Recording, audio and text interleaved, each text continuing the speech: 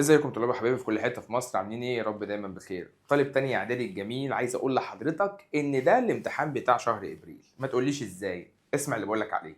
امتحان شهر ابريل قدامك يا باشا، عايزك تركز في كل دقيقه في الفيديو وفي كل لحظه هقولها في الفيديو تركز فيها كويس جدا، لان من الاخر كده يا باشا امتحان شهر ابريل تقفله بالمحاضره دي. فتركز معايا، حضرتك عارف ان انت عندك من اول الروافع لاخر المنهج على امتحان شهر ابريل. فتركز معايا كده يا باشا، هشرح لك المنهج والجزئيه كلها بتقول ايه عشان نشوف حضرتك ازاي نجيب الدرجه النهائيه في الامتحان ده. فتركز معايا، الدرس بدايته اسمه الروافع، فهتكلم معاك النهارده عن الروافع يا سيدي الفاضل. ولازم تكون عارف ان الروافع درس مهم جدا، درس من الدروس المهمه اللي محتاجه تركيز شويتين ثلاثه يا كتكوت يا صغير. بص معايا يا باشا، قال لك اولا كده ببساطه لازم تكون عارف ان الالات البسيطه وهي تعتبر الروافع أول الآلات البسيطة اللي عرفتها البشرية أو اللي اخترعها الإنسان في الماضي. يعني يا سيدي الفاضل، من زمان خالص، من قديم الأزل، أول حاجة عرفتها البشرية عندنا في الآلات البسيطة دي كانت مين؟ الروافع. فبيقول لك ساعد التقدم التكنولوجي للإنسان على استخدام الآلات للقيام بمعظم الأعمال الصعبة، زي الرافعة البرجية. الرافعة الإيه؟ البرجية. فهي ايه الرافعه البرجيه دي يا مستر؟ قال لك ولا الونش. مش ساعات بنبقى معديين كده نلاقي فيه ونش عمال يشيل حاجات ويحط في حاجات؟ هي دي الرافعه البرجيه يا معلم. هي من الالات المركبه التي تتكون من العديد من الالات البسيطه. يعني يقصد ان هي اله مركبه فيها الات بسيطه كتير، يعني حاطين اله بسيطه مع اله بسيطه مع اله بسيطه، عملنا منها اله مركبه اسمها الرافعه البرجيه، او الاسم الشائع بيننا وبين بعض اسمه الونش. عظيم قوي. فتعالى معايا مع بعض نعرف حضرتك الرافعة البرجية دي بنستخدمها في ايه. بص كده، قال لك يستخدم العمال الرافعة البرجية في تشييد المباني الضخمة. جميل. يعني ايه يا عم الكلام ده؟ قال لك يعني والله الناس بتبتدي تستخدم الرافعة البرجية دي في تشييد الايه؟ المباني الضخمة. جميل قوي. وتساعدنا الآلات البسيطة على أداء الإيه؟ المهام بسهولة عن طريق إيه؟ تحقيق واحدة أو أكثر من الوظائف الآتية. تمام جدا. يبقى لازم تكون عارف إن الآلات البسيطة دي بتساعدنا إن إحنا نحقق الهدف اللي إحنا عايزينه أو المهمة اللي إحنا عايزينها عن طريق وظيفة أو أكتر. طب بص كده معايا، قال لك يعني إيه الوظائف اللي ممكن الآلة تعملها لي؟ يعني الآلات البسيطة اللي اخترعها الإنسان في الماضي، إيه الوظائف اللي كانت بتساعده فيها؟ قال لك أولا زي مضاعفة القوة. يعني ايه مضاعفة القوة؟ قال لك زي الشاكوش ده، شفت الشاكوش المخبلي ده؟ قال لك بستخدمه في مضاعفة القوة عند نزع مسمار مثبت في لوح خشبي. يعني لو انت عندك لوح، انا عايز اطلع المسمار ده من اللوح، ففي شاكوش اسمه شاكوش مخلبي، تلاقي ليه سنين كده. فلما اجي احط حضرتك اهو، بص الشاكوش والسن ده، اقوم جاي مطلع بيه الايه؟ المسمار ده. فده ساعدني جدا، ضاعفت القوة بتاعتي، لان انا بايدي عمري ما كنت هعرف اطلع الايه؟ المسمار ده. طب ثانيا قال لك اداء الاعمال الدقيقه، بستخدم الملقاط في اداء الاعمال الدقيقه. اكيد عارف الملقاط، بستخدمه ان انا ممكن اعمل عمل دقيق انا مش قادر اعمله بعينيا او مش قادر اعمله بايدي، فاستخدام الملقاط سهل عليا الموضوع.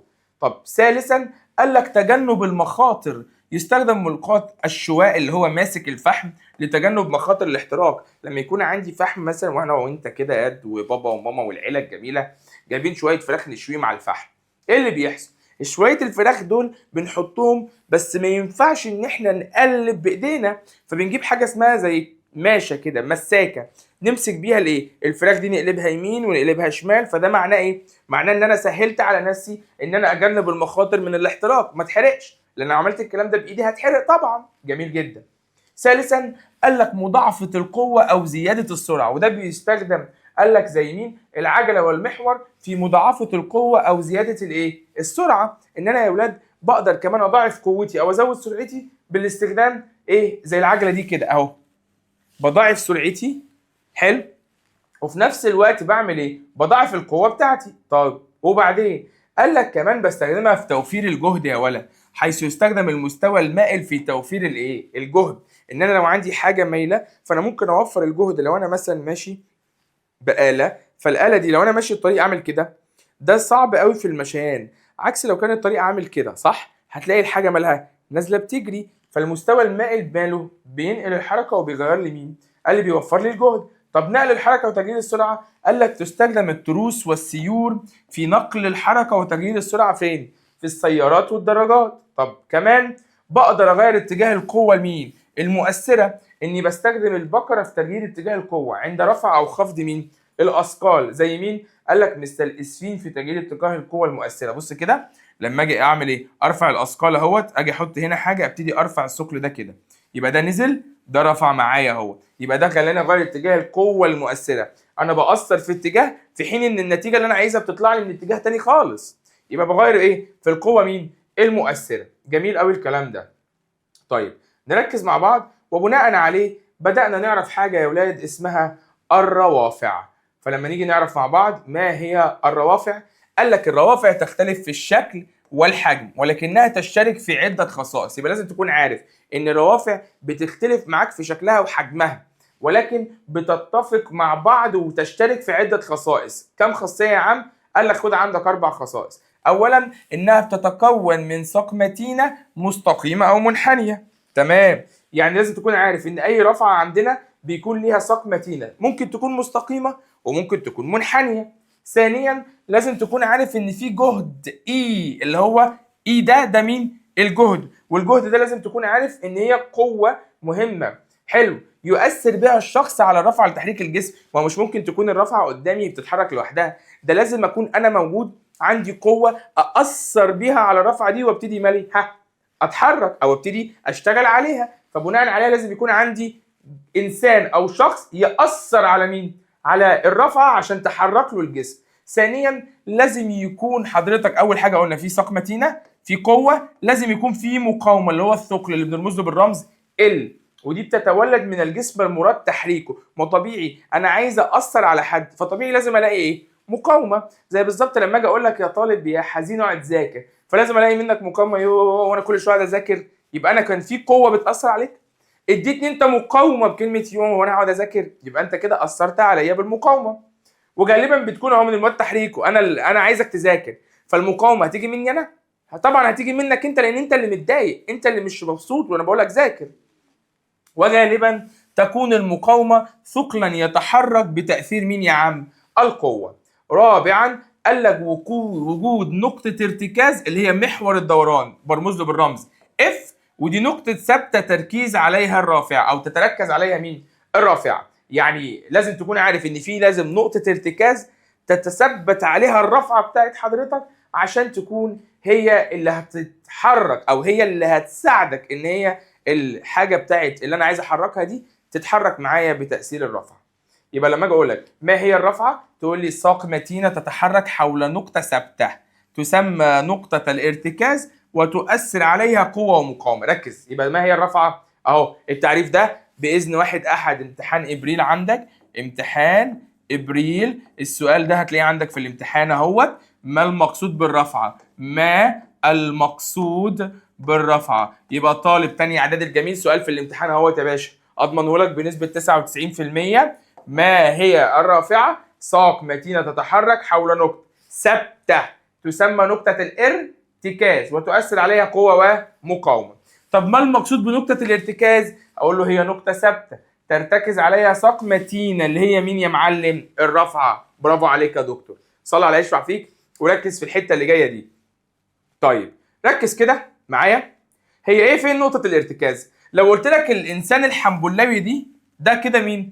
القوه بتاعتك، ودي كده مين؟ المقاومه. فين نقطه الارتكاز؟ اهي الحته دي اسمها نقطه الارتكاز اللي بترتكز عليها مين؟ الرافعه. فقال لك بص بص بص، يتحدد عمل الروافع من خلال 3 عناصر. يعني عشان اقدر احدد الرفعه دي ممكن تعمل لي ايه، خلال 3 حاجات لازم اخد بالي منهم. اول حاجه المقاومه اللي هي ال، ودي الجسم المراد تحريكه او التغلب عليه اللي هو الثقل. تاني حاجه نقطه الارتكاز اللي هي الاف، وهي نقطه ثابته تدور حولها لساق اللي هي الرافعه. طب تالت نقطه وهي مين؟ القوه اللي هي اي، وده الجهد المبذول لتحريك مين؟ المقاومه.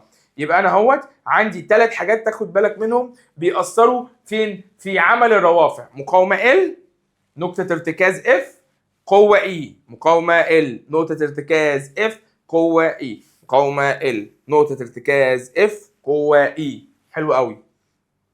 طيب ركز مع بعض كده. وبناء عليه يا دكتور بدأت اخد مع حضرتك ايه؟ حاجة اسمها، ركز كده مع بعض، قال لك قضية للمناقشة. ما تيجي نبص كده. أثر استخدام الآلات على القدرات البدنية والمهارات اليدوية للإنسان. يؤدي استخدام الآلات إلى: أولاً تحسين قدرة الإنسان على العمل وتقليل الجهد البدني. طبعا وجود آلة يخليني أعمل الشغل بتاعي ببساطة، بما إني أنا مدرس فلما أجي أكتب على السبورة معايا قلم، آلة بتسهل كتابتي على السبورة فبتخليني أعرف أكتب بسهولة وأنت حضرتك تفهم المعلومة بسهولة. كمان لما يكون انت حضرتك وليكن عايز تذاكر فقدامك مكتب، قدامك آلة بتساعدك على المذاكرة، قاعد على كرسي قدامك كرسي بيساعدك على المذاكرة، فوجود الآلة دي ممكن يخليك يسهل على نفسك ايه؟ العمل وتقليل الجهد. ثانيا قال لك تراجع المهارات اليدوية التقليدية بسبب الاعتماد على الآلات. كمان يا اولاد بقى الموضوع، فاكر اديك مثال صغنن، لما في حاجة بتتقطع من لبسك ماما بتقعد تخيطها لك بالإبرة، في حين الموضوع ده متعب جدا كتركيز ذهني وكتركيز يعني بدني لماما وهي بتخيط، في حين ان بقى في آلة اللي هي مكنة الخياطة، لو رحت اديت للراجل الترزي الحاجة دي هتلاقيه بيخيطها بسرعة جدا، لان في آلة قللت الجهد وقللت الطاقة بتاعت الانسان دي، وكمان خلت المهارة اليدوية التقليدية مالها؟ بقينا بنعتمد على مين؟ على الآلات. حلو قوي. يلا بينا نعرف مع بعض ما هي انواع الروافع. قال لك روافع نوع اول، نوع تاني، نوع تالت. يعني الروافع عندي كام نوع يا بطل؟ 3 انواع. برافو عليك. كام نوع؟ 3 انواع. فتعالى معايا واحده واحده كده، يلا بينا نعرف كل نوع منهم. صلى على يشفع فيك عليه الصلاه والسلام. يلا بينا مع بعض. قال لك اولا روافع النوع الاول. لازم تكون عارف ان روافع النوع الاول يا دكتور قال لك بتكون القوه اللي هي الاي اهيت، وبيكون المقاومه اللي هو ال لو خدت بالك، وبتكون الاف نقطه الارتكاز فين؟ في المنتصف. موجوده فين يا عم؟ في المنتصف. تكون الاف دايما في المنتصف. لو جينا بصينا كده العتاله دي اللي هو الراجل اللي بيشيل بيها، لو خدت بالك هتلاقي الاي هنا اللي هي القوه، ال هي مقاومه، والاف هي نقطه الارتكاز. طب بص كده، لو انا جبت الكماشه هتلاقي ال اللي هي المقاومه، الاي اللي هي القوه، والاف اللي هي نقطه الارتكاز في الحته دي. طب تعالى كده مقص، هتلاقي ال اللي هي المقاومه، الاي اللي هي القوه، والاف نقطه الارتكاز اللي هو المسمار اللي في النص ده. طب الارجوحه هتلاقي ال هي المقاومه، الاي اهي، والاف نقطه الارتكاز اهي. صعبه دي روافع النوع الاول. فلما يجي يقول لك ما هي روافع النوع الاول تقول له روافع تقع فيها نقطة الارتكاز بين القوة والايه؟ والمقاومة. ما هي روافع النوع الأول يا ولا؟ دي روافع تقع نقطة الارتكاز بين القوة والمقاومة، بين القوة والمقاومة. يبقى تاني، ما هي؟ لما اجي اقول لك ما هي روافع النوع الأول تقول لي هي روافع تقع نقطة الارتكاز بين القوة والمقاومة. برافو عليك يا دكتور. طيب هنا سؤال مهم يقول لك علل المقص رافعة من النوع الأول. ليه المقص رافعة من النوع الأول؟ هقول لك لأن نقطة الارتكاز هنا بتقع بمين؟ بين القوة والمقاومة. الله يبارك لك. طب ممكن أعرف إيه أهمية روافع النوع الأول؟ قال لك أول حاجة لازم تكون عارف إنها بتغير اتجاه القوة. طب وكمان بتوفر لك الجهد. بص كده، بعضها يوفر الجهد عندما يكون ذراع القوة أكبر من ذراع مين؟ المقاومة. والبعض الآخر لا يوفر. إمتى؟ لما يكون ذراع القوة بيساوي ذراع المقاومة، أو القوة أصغر من ذراع المقاومة. معلومة. طيب ركز كده معايا، دي النوع الأول. طب روافع النوع الثاني إيه؟ معايا كده. روافع النوع الثاني بتقول إيه؟ صلى الله يشفع فيك عليه أفضل الصلاة وأتم السلام.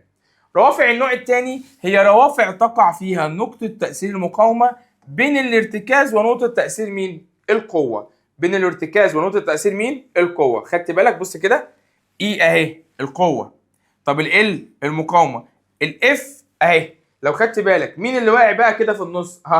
تأثير المقاومة هو اللي في النص، او ال هي اللي في النص. ودي اهميتها انها بتقلل لك مقدار القوة اللازمة لرفع وتحريك الاجسام الثقيلة، وفي نفس الوقت بتوفر لحضرتك الجهد، لان ذراع القوة دايما بيكون اطول من ذراع مين؟ المقاومة. مثل مين؟ لما يجي يقول لي اديني امثله رافع النوع الثاني، ارد اقول له زي مين؟ ركز معايا. هقول له عندك زي حضرتك عربة الحديقة، زي كسرة البندق، زي عصارة الليمون، زي فتاحة زجاجات. لو خدت بالك هتلاقي ال دايما في النص، ال دايما في النص اهي، ال في النص اللي هي المقاومة، ال في النص. يبقى لازم تكون عارف ان المقاومه بتكون بين القوه ونقطه الارتكاز. المقاومه ال بين القوه ونقطه الارتكاز. دي روافع النوع الثاني. جميل الكلام. طب يلا بينا نعرف روافع النوع الثالث. قال لك بص بقى، دي زي المضرب، وهنا بتلاحظ ان القوه هي اللي في النص، تقع بين مين؟ بين المقاومه ونقطه الارتكاز. بص كده، القوه هي اللي في النص، وادي المقاومه وادي نقطه الارتكاز. عندك هنا الحرفين او الرمزين متبدلين، تاخد بالك منهم. طيب ادي حضرتك هنا الايه؟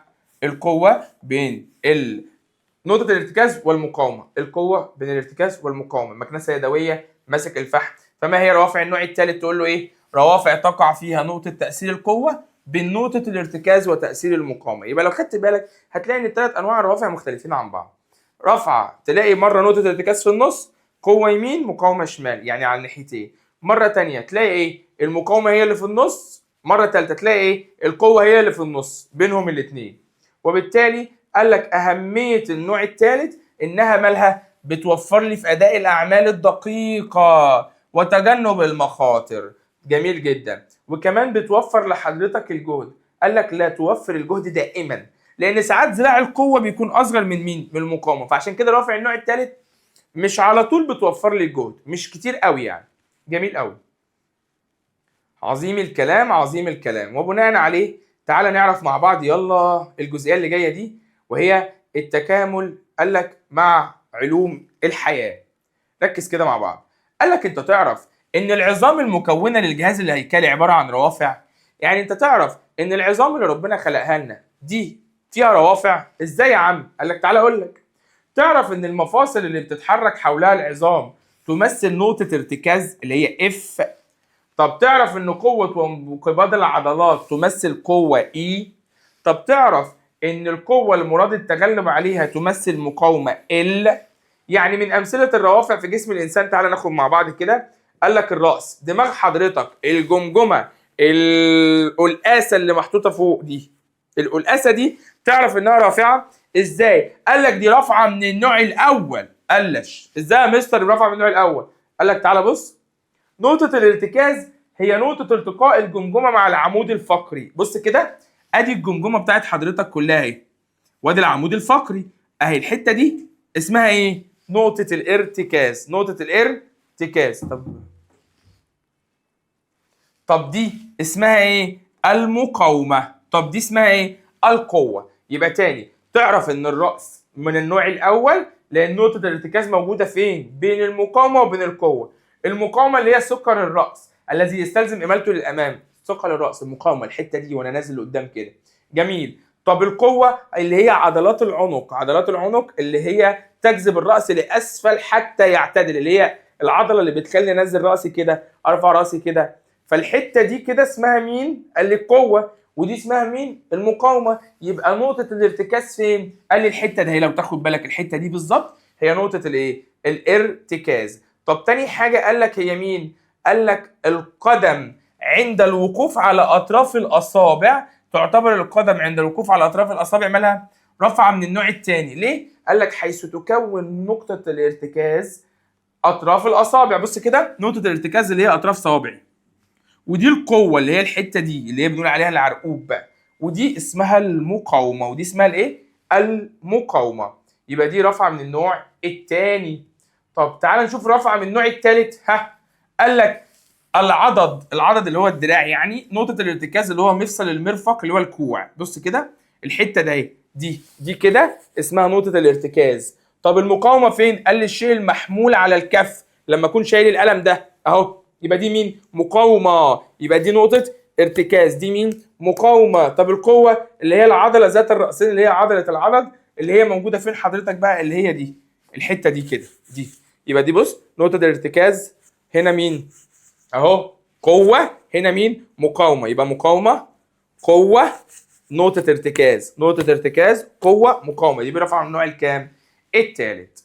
وهقف لحد هنا ان شاء الله ونكمل في وقت تاني. بصوا بقى معلش، عشان اللبس اللي انا كنت لابسه اتدلق عليه شويه حاجات كده، فبالاخر قمت جاي مغير لكم وجيت لكم عشان ايه؟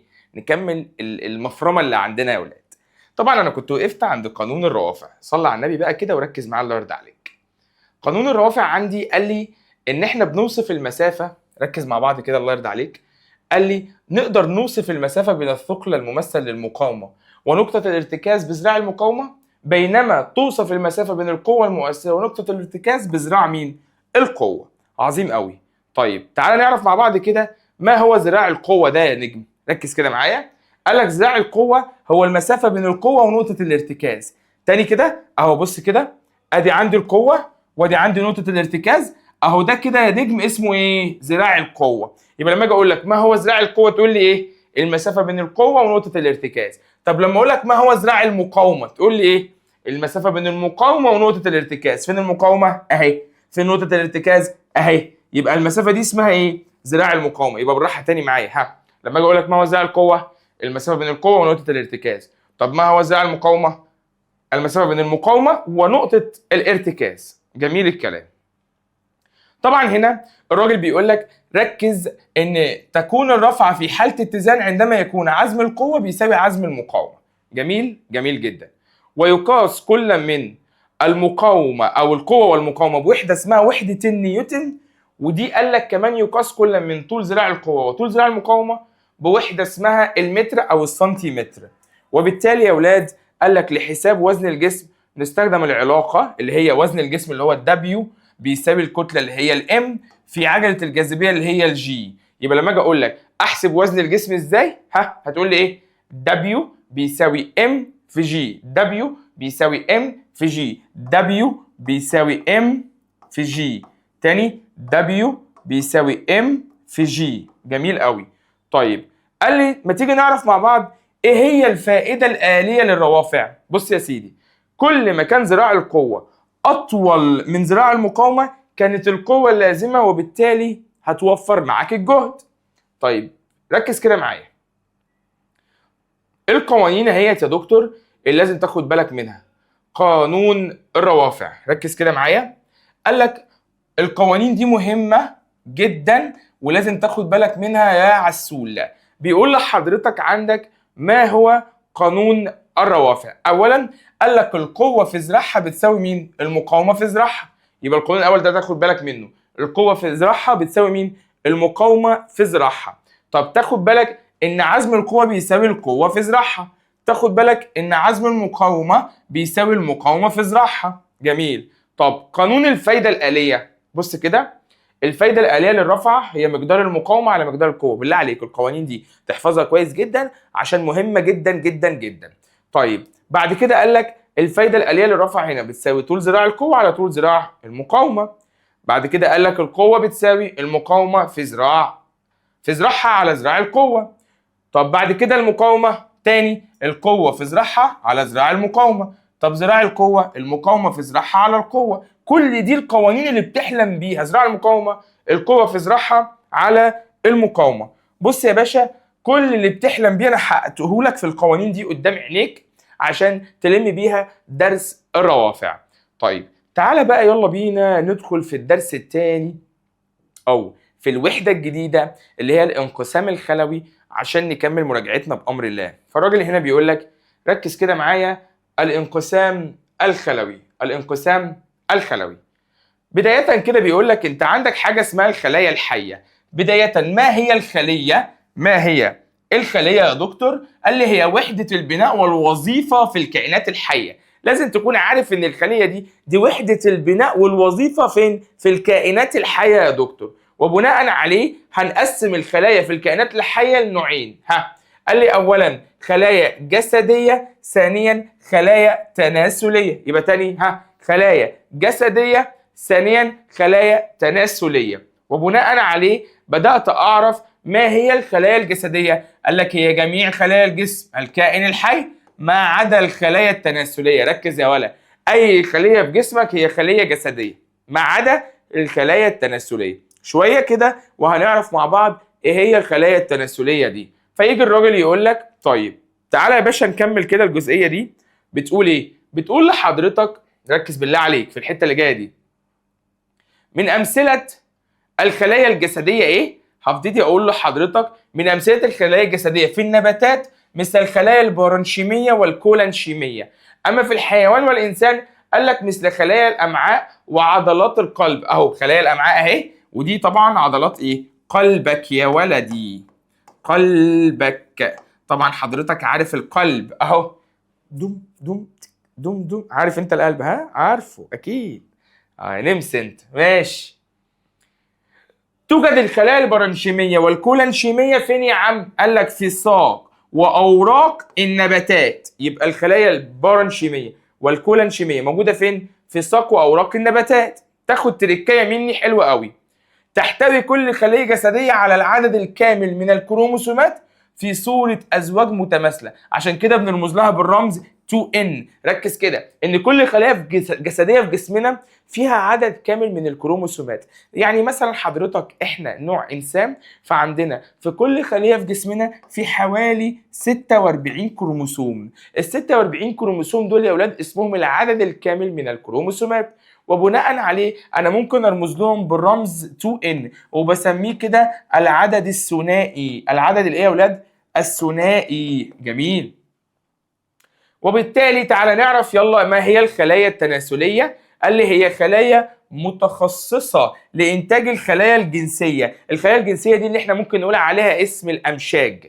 طيب، تنتج المناسل أو أعضاء التسكير والتأنيث اللي هي الخلايا الجنسية، مع قال لك تعرف بخلايا الأمشاج اللي هي الجاميطات. تعالى نفهم مع بعض كده من أمثلة الخلايا التناسلية في الإنسان والحيوان. قال لك زي الخلايا الخصية بننتج الحيوانات المنوية اللي هي الأمشاج المذكرة، دي اسمها إيه؟ حيوانات منوية. أما خلايا المبيض فبننتج البويضات اللي بنسميها الأمشاج المؤنثة، الأمشاج المؤنثة. طب في النباتات قال لك عندك حاجة اسمها المتك والمبيض. المتك وده بينتج حاجة اسمها حبوب اللقاح ودي الأمشاج المذكرة. أما المبيض بينتج البويضات ودي الأمشاج المؤنثة. يبقى تاني أهو عندك حاجة اسمها أهو فوق أهو قال لك خلايا الخصية ودي بتنتج لحضرتك حاجة اسمها حيوانات منوية. حيوانات ايه يا دكتور؟ منوية، وده لأن حضرتك ذكر. أما المبيض فبينتج بويضات. المبيض ينتج حاجة اسمها ايه؟ بويضات، دي اسمها الأمشاج أو الايه؟ الجاميطات. طيب بالنسبة للذكر في الأزهار قال لك اللي هو اسمه المتك، وده بيديني حاجه اسمها حبوب اللقاح. حبوب الايه يا دكتور؟ اللقاح. جميل. اما المبيض فبيديني حاجه اسمها البويضه. المبيض برضو بيديني بويضه. فانا كده ملاحظ حاجه ان اي انثى ربنا خلقها عندها مبيض بيديني بويضه، واي ذكر بيبقى حضرتك الانسان والحيوان شبه بعض عندهم الخصيه، وده بيطلع لي الامشاج اسمها حيوانات منويه. اما ذكر النبات فبيكون عنده حاجه اسمها المتك، وده بيطلع حاجه اسمها حبوب اللقاح. جميل قوي. تركايه تاخد بالك منها يا دكتور، وان خلايا الامشاج بتحتوي على نصف عدد الكروموسومات الموجود في الخلايا الجسديه، عشان كده بنرمز لها بان. انا لسه قايل لك ان لو انا عندي خليه جسديه وليكن زي القلب، فالقلب ده عنده ايه؟ 46 كروموسوم، فبنرمز لها بال2N. طب لما اجي اقول لحضرتك المشيك بقى بتاعي اللي هو لسه قايله زي الحيوان المنوي، زي الحيوان مين؟ المنوي عند الذكر، وزي البويضة عند الأنثى. قال لي ركز، ده بقى بيطلعوا فيهم نص العدد، فيهم 23 كروموسوم فقط، عشان كده بنرمز لهم بالرمز N بس يا ولا، مش 2N. فيها مشكلة كده؟ عظيم قوي الكلام الجميل ده يا مستر، والدنيا متيسرة إن شاء الله. طب ركز معايا يلا ونشوف الجزئية اللي جاية بتقول إيه. بيقول لك خلي بالك بقى أهو، عدد الكروموسومات ثابت في افراد النوع الواحد. تاني عدد الكروموسومات ماله؟ ثابت في افراد النوع الواحد من الكائنات الحيه. جميل. ولكن تاخد بالك انه ماله؟ قال لك تاخد بالك ولكنه يختلف من نوع لاخر. يعني دلوقتي احنا نوع واحد اسمه انسان، في مننا الذكر وفي مننا الانثى، احنا نوع واحد، فبالتالي عدد الكروموسومات ثابت عندي وعند الانثى وعند كل البشر.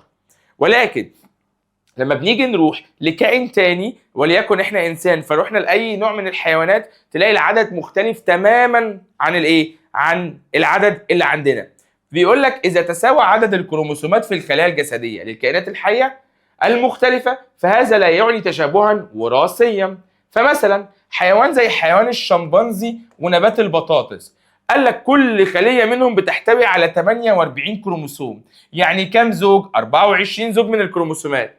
قال لك ولكنهم يحملان معلومات وراثية مختلفة. سؤال: هل الحيوان الشمبانزي شبه البطاطسية؟ لا.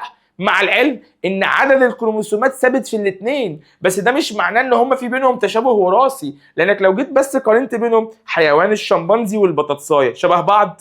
مستحيل. يبقى اذا مش معنى ان هما الاثنين متساويين في عدد الكروموسومات ان هما الاثنين مالهم فيهم تشابه وراثي من بعض. تعالى نعرف مع بعض. عدد الكروموسومات في الخلية ليس له علاقة بحجم الكائن الحي كما في الجدول. يعني مثلا الشمبانزي عندك فيه كام كروموسوم؟ 48 كروموسوم. طب البطاطس فيها 48. طب الفيل 56. غراب 80. إنسان 46. وقلت لك ان عدد الكروموسومات ملوش علاقه بحجم الكائن. يعني ما تقوليش الشمبانزي عنده 48 والفيل عنده 56. ايه ده يا مستر؟ ده فرق بينهم بسيط جدا. قلت لك عدد الكروموسومات ما بيحكمش خالص على ايه؟ حجم الكائن الحي، بدليل فيل 56 والغراب 80. جميل جدا. طيب يلا بينا نفهم مع بعض الجزئيه اللي جايه، وهي الانقسامات الخلويه. ركز بقى ولا، لان الجزء ده مهم جدا جدا جدا، محتاج شويه تركيز من حضرتك عشان تعرف الامور ماشيه ازاي. عندك حاجه اسمها الانقسام الخلوي، ولازم تكون عارف ان هو نوعين هنفهمهم مع بعض. الانقسام الاولاني يا ولاد قال لي اسمه الميتوزي. اسمه ايه؟ الميتوزي. يبقى الانقسام الاولاني اسمه الانقسام الميتوزي. ايه هو الانقسام الميتوزي ده يا مستر؟ قال لك بص، هي انقسام الخليه الجسديه الى خليتين متماثلتين بيحتوي كل منهما على نفس عدد الكروموسومات الموجوده في الخليه الاصليه. يبقى ركز، الانقسام ده هدفه ان انا اجيب خليتين جداد بشرط ان هم يكون فيهم نفس عدد كروموسومات الخليه الام. جميل. وبناء عليه بيحدث فين؟ قال لك بيحدث في الخلايا الجسديه للكائنات الحيه، مثل الجذور والساق والاوراق في النباتات. جميل. والجلد والكبد في الانسان والحيوانات. طيب العدد الخلايا، انا هعمل الانقسام، الهدف منه ايه يا دكتور؟ ان اطلع لي خليتين متماثلتين ومتطابقتين مع الخليه مين يا عم؟ الاصليه. ركز، انت لازم تجيب لي خليتين متطابقين مع الخليه مين؟ الاصليه. يعني اللي انت هتجيبه في الخليتين الجداد هم توأم الخليه الاصليه، وبالتالي يقول لك عدد الكروموسومات في الخليه بيكون نفس عدد الكروموسومات الموجود في الخليه مين؟ الاصليه اللي هي 2N. اهميه الانقسام الميتوزي: واحد، نمو الجسم الكائن الحي. مستر، هو الانقسام الميتوزي ده بيفيدني بايه؟ اولا يا اولاد، نمو جسم الكائن الحي. يعني حضرتك بتكون بيبي صغير، اول ما بتتولد تبتدي تكبر يوم بعد يوم بعد يوم لغايه ما بتبقى عجل كبير قاعد بتتفرج عليا دلوقتي. يبقى ده حصل لك بسبب مين؟ الانقسام الميتوزي. ثانيا، تعويض الأنسجة الميتة والتالفة، زي التئام جروح الجلد والأوعية الدموية والعضلات وكسور العظام.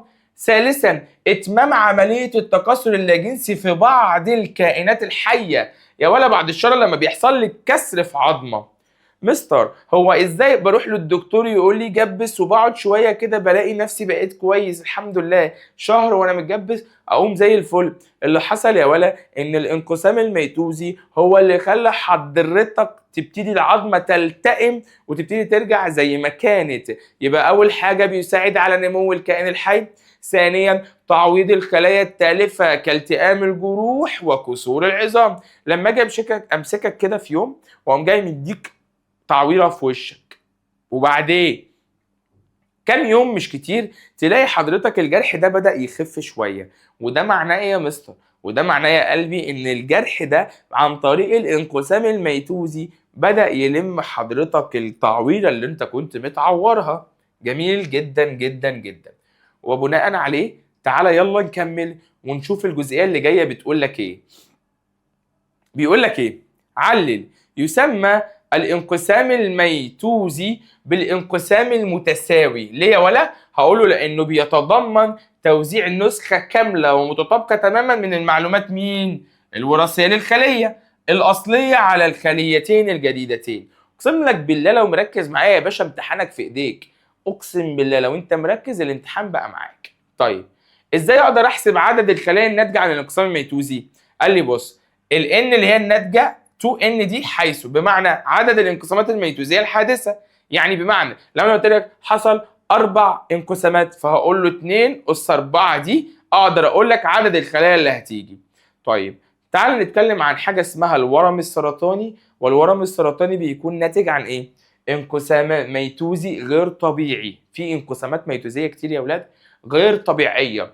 قال لك يبدا الانقسام بخليه غير طبيعيه خبيثه، ثم يحدث انقسام ميتوزي بشكل مستمر وغير طبيعي للخليه، ينتج عن هذا الانقسام ورم ايه؟ سرطاني. ركز كده معايا في الرسمه دي اهوت، دي خليه المفروض بيبتدي يحصل لها انقسامات مش طبيعيه بالمنظر ده متتاليه، فبالتالي تقلب معاك بالمنظر ده بعد الشر عننا باسمه الورم السرطاني. ما المقصود بالورم السرطاني؟ ارد اقول له ايه؟ كتله الخلايا الناتجه عن انقسام الخليه الجسديه انقساما ميتوزيا عده مرات بشكل مستمر وغير طبيعي. تعال نفهم مع بعض. قال لك ان بعض الخلايا الجسديه لا تنقسم مطلقا. في حبه خلايا في اجسامنا مستحيل انها تنقسم يا دكتور، زي مين يا عم؟ قال لك زي خلايا الدم الحمراء البالغه لانها لا تحتوي على نواه. خلايا الدم الحمراء دي ولا تاخد بالك ان هي ما فيهاش نواه، فبالتالي عمرها ما بتنقسم. طب كمان لازم تاخد بالك ان معظم الخلايا العصبيه لانها لا تحتوي على جسم مركزي، لان انت عارف ان المفروض الخليه لما بيحصل لها انقسام بيكون مسؤول عن الانقسام ده مين يا عم؟ الجسم المركزي. فانا كخليه عصبيه اصلا ما عنديش جسم مركزي، يبقى انا اصلا هعمل انقسام منين؟ جميل. وبالتالي قال لك تاخد بالك ان جميع الكائنات الحيه بيشتركوا مع بعض في صفات زي مين؟ التغذيه، اهو كل البني ادمين بتتغذى، كل الحيوانات بتتغذى، كل النباتات بتتغذى. ثانيا التنفس، كل البشريه وكل الكائنات الحيه اللي ربنا خلقها بتقدر انها تتنفس عشان تعيش. الاحساس، كلنا بنحس سواء كنت انسان او حيوان، حيوان او نبات. الحركه، كلنا بنتحرك.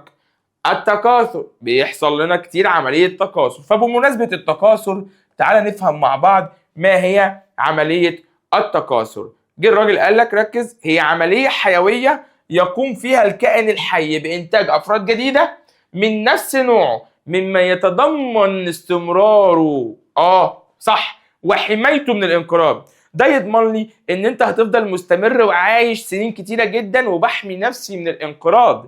يبقى بناء عليه التكاثر الهدف منه ان اجيب افراد جديده من نفس نوعي عشان اقدر احمي نفسي من الانقراض. جميل. تعال يا سيدي نشوف الجزئيه دي الجايه بتقول ايه. وبناء عليه عندي تكاثر اسمه التكاثر اللاجنسي. ايه يا مستر التكاثر اللاجنسي ده؟ قال لك دي بتكون عمليه حيويه يقوم فيها الفرد الابوي بانتاج افراد جديده مطابقه ليه تماما في الصفات الوراثيه. ركز كده، التكاثر اللاجنسي ده الهدف منه ان اجيب كائنات بالطبيعه خالص بتكون نفس الكائن اللي عمل عمليه التكاثر. يبقى هي عمليه حيويه يقوم فيها الفرد الابوي بانتاج افراد مالها مطابقه تماما ليه يا اولاد. ما هو طبيعي انا بعمل عمليه تكاثر بدون اشتراك، واللي هنعرف دلوقتي ان ما بيبقاش فيها كائنين او ما فيهاش نوعين او ما فيهاش جنسين زي ما احنا عارفين طبيعه التكاثر. وبناء عليه اهو يحدث التكاثر اللاجنسي فين يا اولاد؟ رقم 1 في الكائنات الحيه وحيده الخليه.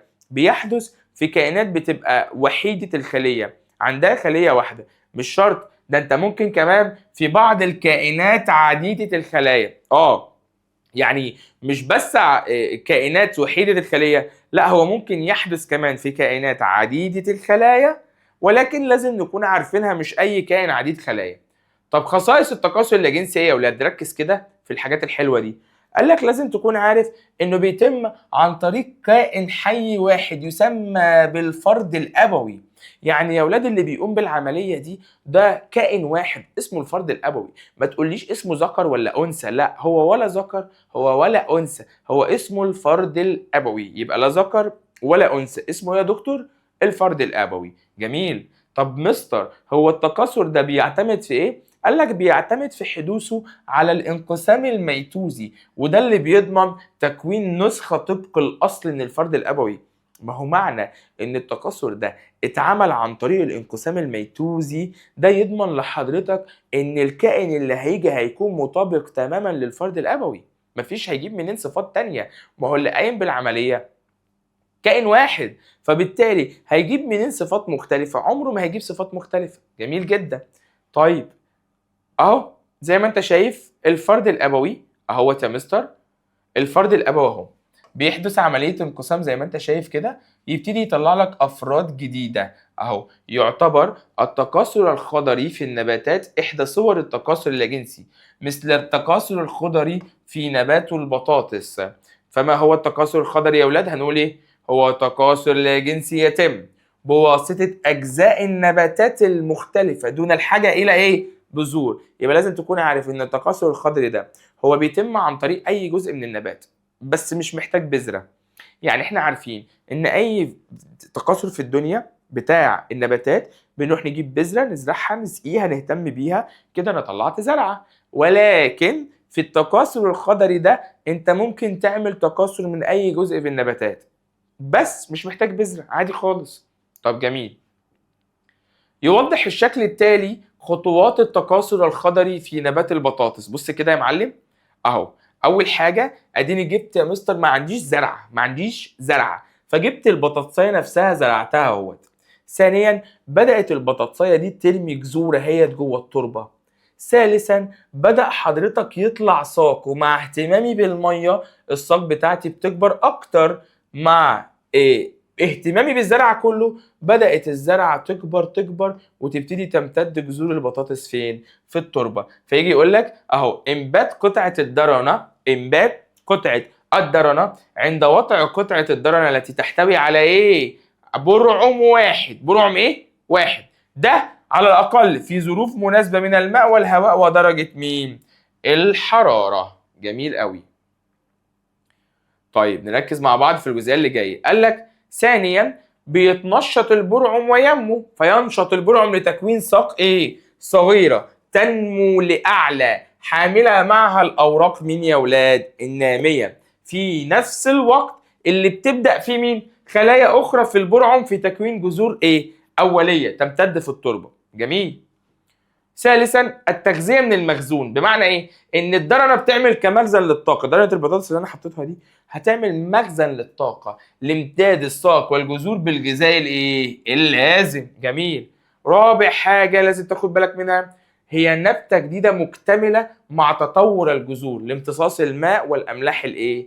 المعدنيه من التربه، وارتفاع الساق والاوراق نحو الضوء، وبهنا تصبح الدرنه نباتا جديدا قادرا على مين؟ اتمام عمليه البناء الايه؟ الضوئي. كل ده يا ولاد كنت بتكلم عن الانقسام الميتوزي. طيب هنا سؤال علل بيقول لك تعمل درنه البطاطس كمخزن للطاقه. هقوله لانها تمد الساق والجذر بالغذاء اللازم لنمو النبات. ثانيا الانقسام الميوزي. ركز بقى في الانقسام ده يا دكتور لان الانقسام ده مهم جدا جدا جدا ومحتاج شويه تركيز منك والله. تعالى مع بعض نشوف. الانقسام الميوزي قال لك هو انقسام الخليه التناسليه الى 4 خلايا جنسيه اللي هي الامشاج، وكل منهما يحتوي على نصف عدد الكروموسومات الموجوده. ولا مش انا قلت لك ان الخلايا التناسليه ممكن اتعامل معاها لانها خلايا جسديه؟ يعني الخلايا التناسليه فيها ايه؟ 2n صح كده ولا ايه؟ يعني فيها العدد الكامل من الكروموسومات. انا بقى عايز اعمل انقسام ميوزي. قال لك ماشي حلو، هتعمل لي انقسام ميوزي. انا عايز 4 خلايا كل خليه منهم فيها النص. ده الانقسام الميتوزي كان بيقول لي انه عايز خليتين كل خليه منهم فيها العدد الكامل من الكروموسومات. انت بقى جاي تقول لي انك عايز 4 خلايا كل خليه فيها النص. بالظبط كده، انا عايزك الخليه 2n الاموره دي تطلع لي منها 4 خلايا. 4 ايه؟ خلايا كل خليه منها فيها n واحده بس، فيها n واحده بس، n واحده بس، n واحده بس. ده اللي انا عايزه من الانقسام الميوزي. فابتدي افهم هو الانقسام الميوزي يا مستر بيحدث فين؟ قال لك بيحدث في الخلايا التناسليه اللي بنسميها المناسل، اللي هي في الكائنات الحيه مثل الخصيه والمبيض والمتك. يبقى الانقسام ده يا ولاد بيحدث فين؟ في في الخلايا اللي احنا بنسميها المناسل، مثل الخصيه والمبيض والمتك، دي اسمها خلايا المناسل. يبقى ما تقوليش الانقسام الميوزي بيحدث مثلا في خليه شعر، بيحدث في خليه جلد، بيحدث في خليه قلب، لا لا لا لا. الميوزي بيحدث في الخلايا التناسليه. زي مين يا مستر؟ زي الخصيه والمتك والمبيض. جميل جدا. طب عدد الخلايا زي لسه بس قايلين اهو، 4 خلايا، كل خليه منهم نصف عدد كروموسومات الخليه الام. اهو 4 خلايا، كل خليه منهم اهو نص العدد اللي موجود في الخليه مين؟ الاصليه، يعني ان واحده. طيب أهمية الانقسام الميوزي إيه يا ولاد؟ رقم 1 إنتاج الأمشاج في الخلايا التناسلية، يعني هو اللي مسؤول إنه ينتج الأمشاج. مش أنا قلت لك إن أنا عندي الخصية بتطلع حيوان منوي؟ مين المسؤول إنه يطلع الحيوان المنوي؟ الانقسام الميوزي. مش أنا قلت لك إن المتك عايز يطلع حبوب اللقاح اللي هي الخلية المذكرة للإيه؟ للنبات؟ مين المسؤول إنه يطلع حبوب اللقاح؟ الانقسام الميوزي. لا نركز مع بعض كده. حضرتك عرفنا مع بعض ان كل خلية تناسلية نقدر نطلع منها الامشاج عن طريق مين؟ الانقسام الميوزي. الانقسام مين؟ الميوزي. ثانيا لازم تكون عارف ان بيحصل اختزال عدد الكروموسومات الى النصف اللي هو في المشيج، بما يضمن الحفاظ على مين؟ ثبات الكروموسومي بعد التزاوج للنوع الواحد. يعني هقول لك ببساطة، لو انا عندي حيوان منوي، عندي حيوان منوي وعندي بويضه، عندي حيوان منوي وعندي ايه يا دكتور؟ بويضه. نركز مع بعض الله يرضى عليك في الحته اللي جايه دي. عندي حيوان منوي وعندي بويضه. دلوقتي جيت اقول لحضرتك، ركز مع بعض، جيت اقول لحضرتك انا الحيوان المنوي ده يا ولاد بيطلع لي حاجه اسمها، لسه قايل ايه؟ لسه قايل حالا، بيطلع حاجه اسمها ايه؟ دي اللي جايه من الخصيه. الحيوان المنوي ده قال لك بيطلع لي 23 كروموسوم. كم كروموسوم يا مستر؟ قال لي 23. جميل. طيب والبويضه يا مستر؟ قال لي بتطلع لي هي كمان 23. قال لا ليه؟ قال لي عشان لما دي تجتمع مع دي يدوكوا الاتنين كام؟ 46 كروموسوم، فيبتدي الكائن اللي هيطلع كائن جديد زينا انسان. انما تخيل معايا لو كان الحيوان المنوي يطلع 46 والبويضه طلعت 46، بقوا الاثنين على بعض كام؟ 92. هل ده ينفع يا اولاد؟ هيخلفوا تنين مجنح؟ مش فاهم. يبقى اذا 23 يديك كام؟ ال 46 كروموسوم. ثالثا اتمام عمليه التكاثر الجنسي في معظم الكائنات الحيه الراقيه. جميل جميل جميل. تعال نكمل. طيب ما تيجي نفهم مع بعض ما هي مراحل الانقسام الميوزي. قال لك بص، مراحل الانقسام بيمر باتنين، ميوزي اول وميوزي تاني.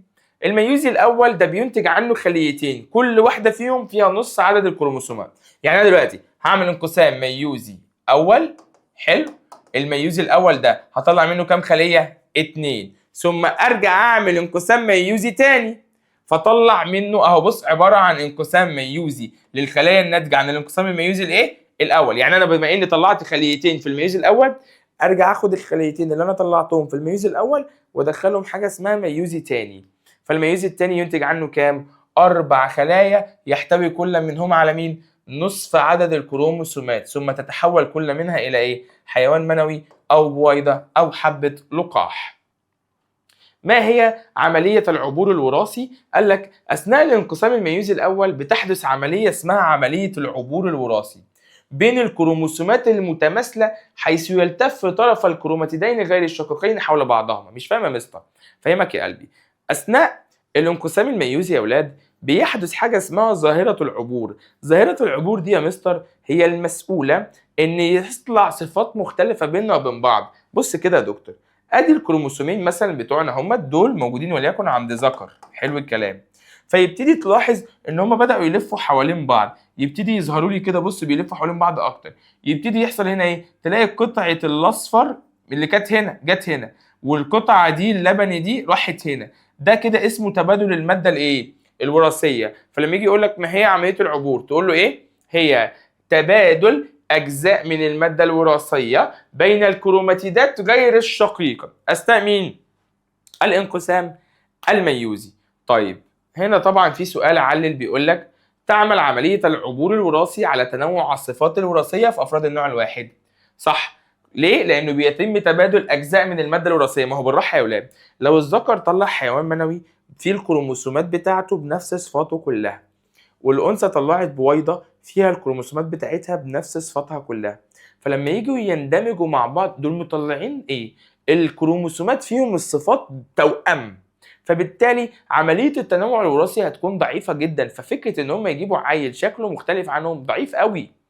انما لما ربنا سبحانه وتعالى يحصل عمليه العبور دي، فتخلي حضرتك جزء من الكروموسوم ده يروح هنا وجزء من الكروموسوم ده يروح هنا، فالحركه دي عملت ايه زي لخبطه في الكروموسومات، فاصبح الكروموسوم مش مطابق خالص زي الفرد الابوي، فبالتالي لما يجوا يتجمعوا مع بعض يطلعوا لك كائن شكله جديد خالص عن هم وعن شكلهم يعني.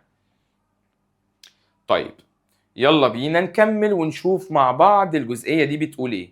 اهو فالراجل بيقول لحضرتك اذا تنقسم الكائنات وحيدة الخلية مثل الأميبا انقسام ميتوزي. ده قلناه، هقول ليه؟ لأنها تتكاثر لا جنسيا. اهوت ركز كده اهو، لأنه تتكاثر لا جنسيا فتحتاج إلى إنتاج خلايا متماثلة للحفاظ على الصفات مين؟ الوراثية. طيب ما هو التكاثر الجنسي قلنا؟ تعالى بقى نفهم مع بعض. هي عملية حيوية يشترك فيها فردان من نفس النوع. لازم تكون عارف إن العملية دي هيشترك فيها اتنين من نفس النوع، يعني واحد ذكر وواحدة أنثى. جميل. وبعدين قال لك أحدهما مذكر والآخر مؤنث عشان ننتج أفراد جديدة تجمع في الصفات بين مين يا ولاد؟ بين الفردين الابويين، عشان تجمع لك بين الصفات الفردين الابويين. يحدث التكاثر الجنسي فين؟ قال لك في معظم الكائنات الحيه الراقيه. ركز يا راقي، يعني انت طلعت راقي للاسف الشديد. يعني التكاثر الجنسي ده بيحدث في الكائنات الراقيه اللي زيك وزيي وزي بابا وماما وعمته والعيله كلها. جميل. ويحدث على حدوث عمليتين، اولهم هما تكوين الامشاج، تانيهم هي عملية الإخصاب. تاني أولهم هي مين؟ تكوين الأمشاج. تانيهم هي مين؟ عملية الإخصاب. تاني أولهم هي مين؟ عملية تكوين الأمشاج.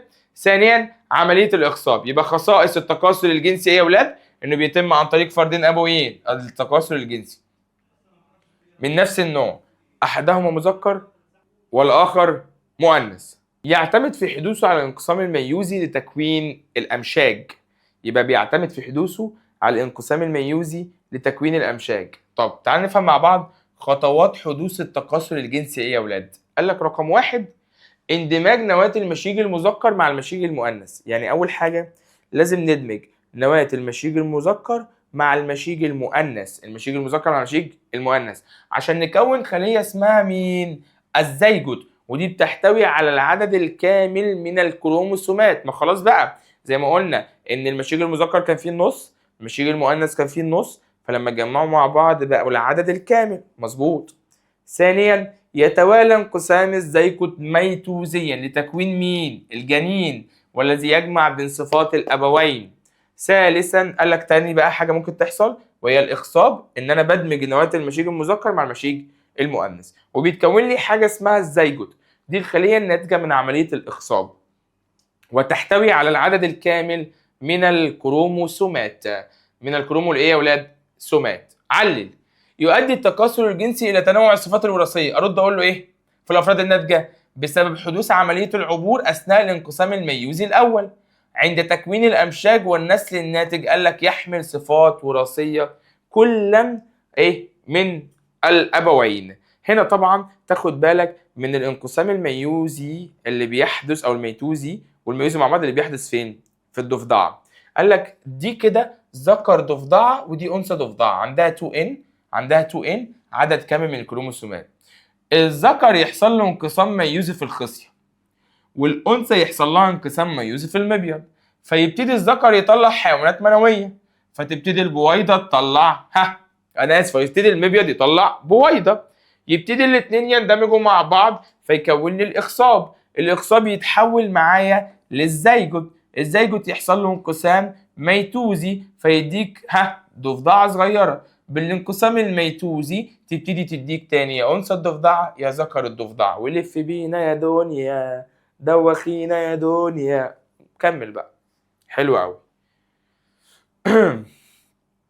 ركز بقى معايا لان احنا كده خلصنا درس الانقسام وداخلين مع بعض في الدرس او الوحده الجديده اللي هي اسمها التكاثر الزهري. ركز معايا النهارده عليك، الدرس ده مهم جدا جدا جدا، مليان معلومات كتيره جدا جدا جدا، محتاجين نركز فيها على قد ما نقدر عشان نبتدي نجمع الامور تبقى ماشيه معانا بالشكل الصحيح. اولا التكاثر الزهري. قال لك احنا ممكن نصنف النباتات حسب وجود الازهار الى نباتات زهريه ونباتات لا زهريه. يعني احنا ممكن نصنف مع بعض النباتات ايه؟ نوعين، نباتات زهريه ونباتات لا زهريه. تاني نباتات زهريه ونباتات لا زهريه.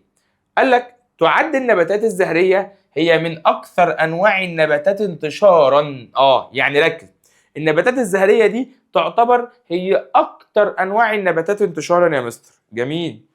طيب منشأ الزهرة، قال لك خد بالك ان بتنشأ الزهرة عادة من برعم خضري يتحول الى برعم زهري للقيام بوظيفة التكاثر. يبقى عادة الزهرة بتنشأ من برعم خضري بيتحول معايا لبرعم زهري عشان يعمل عملية مين؟ التكاثر. ثم ينشأ البرعم الزهري من إبط ورقة خضراء صغيرة. بص كده، ادي الورقة الخضراء الصغيرة دي بسميها باسم القنابة. ركز معايا اهو، ركز. الورقة الخضراء دي بسميها باسم القنابة. القنابة يقوم جاي طالع من هنا كده حاجة اسمها برعم مين؟ زهري. برعم مين؟ زهري. نيجي نعرف مع بعض ما هي الزهرة يا مستر؟ هقول له هي عضو التكاثر الجنسي في النباتات الزهرية، في النباتات الايه؟ الزهرية، وهي ساق قصيرة تحورت أوراقها لإتمام عملية التكاثر. يبقى ما هي الزهرة؟ هقول ببساطة هي عضو التكاثر الجنسي في النباتات الزهرية، وهي مالها؟ قصيرة بتتحور أوراقها لإتمام عملية التكاثر. لإيه يا بطل؟ لإتمام عملية التكاثر. أخويا وأختي الجمال اللي مركزين معايا ركز في الحتة اللي جاية دي. بيقول لحضرتك القنابة اللي أنا لسه قايلها. ما هي القنابة؟ قلنا دي الورقة اللي بيخرج من إبطها البرعم الزهري الذي تنشأ منه مين؟ الزهر. الذي تنشأ منه مين يا ولاد؟ الزهر. وبناء عليه قال لك قد يحمل جزءا من ساق النبات أكثر من زهرة يطلق عليها اسم النورة. ركز الله يرضى عليك، اسم النورة. يبقى تاني يطلق عليها اسم النورة. جميل قوي. ركز معايا كده في الحتة اللي جاية دي. ويسمى جزء الساق الذي يحمل النورة بحاجة اسمها ايه؟ محور النورة. فما هي النورة؟ قال لك هي مجموعة من الأزهار يحملها المحور. مجموعة من الأزهار يحملها الايه؟ المحور. طيب هي النورة ليها أشكال؟ قال لك ليها أشكال. ركز معايا بقى. النورة في منها يا ولاد 3 أنواع من النورات. النورة دي في منها كم نوع؟ 3 أنواع من النورات. أولا حاجة اسمها النورة العنقودية. اسمها الايه؟ النورة العنقودية. تمام. ثانيا النورة المشطية. تمام. ثالثا النورة الخيمية. يبقى لما اجي اقول لك النورة في منها كم نوع؟ 3. النورة العنقودية، النورة المشطية، النورة الخيمية. يلا نفهم مع بعض محور النورة في النورة مين؟ العنقودية. قال لك أولا لازم تكون عارف إنه بيكون طويل ومستمر في النمو، وتبقى عارف إن الأزهار في النورة دي اللي هي النورة العنقودية بتتفتح من أسفل لأعلى. تمام. طاقة الحركة تشبه عنقود العنب. بص كده أهو، زي نبات حنك السبع ونبات المنثور أهو. بص دول نباتين، لو خدت بالك هتلاقي الزهرة بتطلع من تحت لفوق اهوت، من تحت لفوق، ودول نباتين ممثلين لمين؟ للنورة العنقودية. أما النورة المشطية فهي قصير ويتوقف عن النمو وبتفتح فيه الأزهار من الخارج للداخل، تشبه المشط. زي بص كده نبات مين؟ الكرز. بص كده أهو، تبص تلاقي من الخارج للداخل. أو نبات الإيه؟ الأيبرس أهو برضو، او الايبرس. في ناس بتقول عليه الايبرس، في ناس بتقول عليه الايبرس، زي ما تحب قول. جميل، هم تكتبها صح. طيب ثالثا النورة الخيمية، ودي بيكون قصير جدا وهي نقطة واحدة من الخارج للداخل تشبه الخيمه او المظله زي نبات الثوم. بص كده اهي مكان واحد طالع، بص وعمال يطلع منه ايه اهو كل الايه الازهار بتاعته، او زي نبات مين؟ البصل يا ولاد، او زي نبات مين؟ البصل. وبناء عليه يلا بينا ندخل ونفهم مع بعض ما هو تركيب الزهرة. ركز بقى معايا.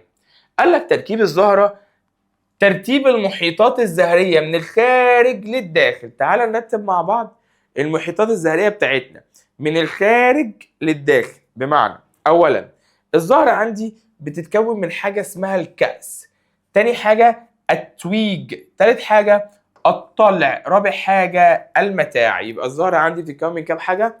4. ها، الكأس، التويج، الطلع، المتاع. تاني الكأس، التويج، الطلع، المتاع. تاني الكأس، تويج، طلع، متاع. كأس، تويج، كأس، تويج، طلع، متاع. كأس، تويج، طلع، متاع. جميل.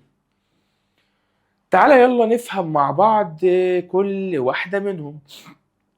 قال لك احنا هنا كده زي جبنا قطاع طولي في الزهرة وبدأنا نفهم مع بعض. قال لك عرفنا ان الزهرة بتتكون من حاجة اسمها العنق دي، ثم حاجة اسمها التخت اللي هو ده، ثم عندك حاجة اسمها المتاع اهو، وفي حاجة اسمها الكأس اللي بنسميها سبلة، ده كده اسمه الكأس بنسميه سبلة. والمتاع ده اللي هي الكربلة مكون من 4 حاجات. بص كده قال لك اولا البويضة اللي جوه دي، ثم بعد كده المبيض، ثم ما يسمى باسم القلم، ثم ما يسمى باسم الميسم. ده المتاع. طب بالنسبة للطلع قال لك اللي هو المتك اهو، بيكون من السداء، السداء دي عبارة عن خيط ثم متك، ثم الاوراق دي بنسميها الايه؟ التويج او البتلة. فما المقصود بالتخت؟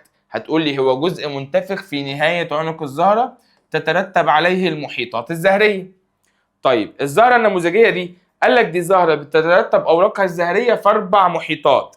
الزهرة النموذجية دي مالها؟ تترتب أوراقها الزهرية في كم محيط يا معلم؟ 4 محيطات. أولا مع بعض كده تعال نرتب المحيطات الزهرية من الخارج للداخل أهو. قال لك بص كده معايا، تعال نرتبهم مع بعض كده من الخارج لمين يا عم؟ للداخل. اولا بسم الله كده قال لك عندك حاجه اسمها الكأس وعندك حاجه اسمها التويج. ده شكل الكأس وده شكل التويج. الكأس قال لك بنرتب المحيط الخارجي من المحيطات الزهريه، ده الكأس. اما دي المحيط الذي يلي الكأس من الداخل، يبقى هنا ده الكأس، ده المحيط اللي بيليه. جميل. التركيب ده بيكون من اوراق خضراء اللون تسمى السبلات ويختلف عددها من زهرة الأخرى. إنما ده قال لك بيتكون من أوراق بيضاء أو ملونة رقيقة تسمى البتلات وتتميز غالبا برائحة ذكية. علل ليه؟ هنقول عشان نقدر نجذب الحشرات ونتمم عملية التكاثر مين؟ الزهري. طيب هنا قال لك خلي بالك ده وظيفته إيه؟ قال لك ده بيحمي الاجزاء الداخليه للزهره وخاصه قبل تفتحها. يعني ده بيحمي لي الاجزاء اللي جوه الزهره خاصه قبل ان تتفتح. طب ده بيجذب الحشرات اللي بتقوم بدور مهم في اتمام عمليه التكاثر الايه؟ الزهري، اي حمايه اعضاء الايه؟ التكاثر في الزهره. جميل جدا. طيب ركز بقى. قال لك تاخد بالك معايا ان بعض الازهار لا يمكن فيها تمييز السبلات عن البتلات من حيث اللون. يعني في بعض الازهار ما تقدرش تميز السبلات عن البتلات. ليه يا مستر؟ قال لي لانه بيطلق على محيط الكأس والتويج في هذه الحاله اسم الغلاف الزهري مثل زهرة النرجس. زهرة مين يا عم؟ النرجس. تركايه تاخد بالك منها، بعض الازهار ينعدم فيها وجود السبلات والبتلات وتعرف بالازهار العاريه مثل ازهار مين؟ الصفصاف. طيب يلا بينا نفهم مع بعض يلا المحيطين التانيين اللي هم الطلع والمتاع. يجي يقول لك ده بيكون شكل الطلع وده بيكون شكل المتاع. ركز معايا الله يرضى عليك. الطلع ترتيبه هو المحيط الذي يلي التويج من الداخل، يعني بعد تويج مين؟ طلع. طب ده هو المحيط الداخلي من الاوراق الزهريه ويقع في مركز الزهره. ماشي. التركيب قال لك ده اوراقه بتسمى أزدية وكل سداة تتكون من خيط رفيع ينتهي بانتفاخ يعرف باسم مين؟ المتك. بينتهي بانتفاخ يعرف باسم المتك. قال لك غالبا بيحتوي المتك على فصين، كل منهما كيسين ممتلئان بحبيبات تسمى حبوب اللقاح. بص كده اهو، المتك ده غالبا بيحتوي بيقول لك على كيسين، كل كيس منهم فيه ايه؟ حبوب بنسميها حبوب الايه؟ اللقاح. حبوب الايه؟ اللقاح. الوظيفه هو عضو التسكير في الزهره، وهو بيعمل على انتاج حبوب مين؟ اللقاح. طيب اما ده قلنا هو المحيط الداخلي من الاوراق الزهريه. اوراق زهرته بتسمى قرابل، والكربله تشبه مين؟ القاروره. لازم تاخد بالك ان بتتركب قاعده كل كربله من انتفاخ يسمى مين؟ المبيض. كل كربله من دي فيها انتفاخ بيسمى المبيض، يتصل بعنق رفيع يسمى القلم، وينتهي بقرص لزج يعرف باسم مين؟ الميسم. لازم تكون عارف ان ده بيكون عضو التأنيث في الزهره، وبينتج مين يا دكتور؟ البويضات. حلو قوي. اهو بيجي هنا يقول لك وعي وقائي حمى القش، او ده حمى القش ده هو التهاب تسببه استجابه الجهاز المناعي لمواد غير ضاره مثل حبوب اللقاح. حبوب اللقاح دي يا اولاد بيبقى الجهاز المناعي بتاعنا ممكن يعمل حاجه اسمها حمى القش، ودي اعراضها حمى القش دي العطس والدمع المستمران، ويمكن اتجنبهم بان انا ابعد عن المناطق اللي فيها ايه؟ نسبه حبوب لقاح عاليه. يعني انا ممكن اتجنب حمى القش دي ان انا ابعد عن اي منطقه فيها ايه؟ حبوب لقاح عاليه. طيب كمان تاخد بالك هنا في سؤال علل، يعتبر الطلع عضو التسكير في الزهره؟ هقول له ليه؟ ليه الطلع ده هو عضو التسكير في الزهره؟ لانه بيقوم بانتاج حبوب اللقاح والتي تعتبر الامشاج المذكره في النبات. المذكره فين يا دكتور؟ في النبات. طيب نركز مع بعض، يعتبر المتاع عضو التأنيث في الزهر، ها ليه؟ لانه بينتج البويضات والتي تعتبر الامشاج المؤنثه فين؟ في النبات. جميل جميل جميل.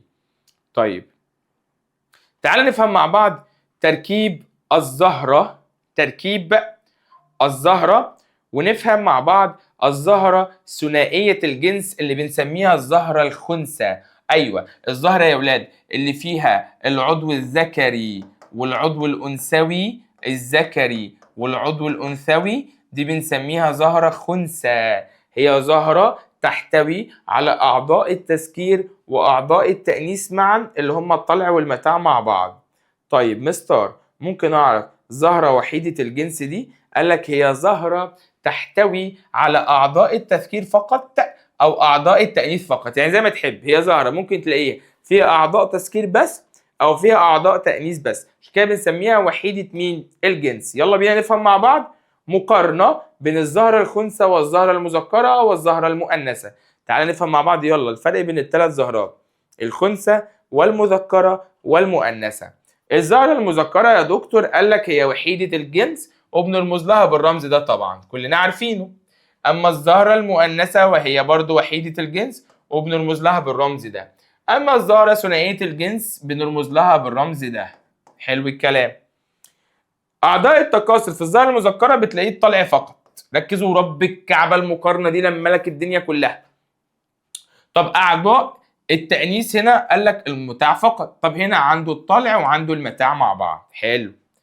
طب دي عدد المحيطات الزهرية 3 كأس تويج طلع في الزهرة المذكرة. طب في المؤنثة 3 كأس تويج متاع. طب في الخنثى كأس تويج طلع متاع. اهي دي صور، دي زهرة مذكرة، دي زهرة مؤنثة، دي زهرة خنثى. اهو دي زي النخيل والذرة والقرع، دي زي النخيل والذرة والقرع، دي زي الطماطم والبتنجان. تخيل بقى الطماطم والبتنجان زهرتهم بتكون زهرة خنثى يا سيدي الفاضل. جميل قوي. ركز معايا، قال لك علل زهرة نبات الذرة زهرة وحيدة الجنس. هقول ليه؟ لأنها تحتوي على أعضاء التسكير اللي هو الطلع فقط، أو التأنيث اللي هو مين؟ المتاع فقط.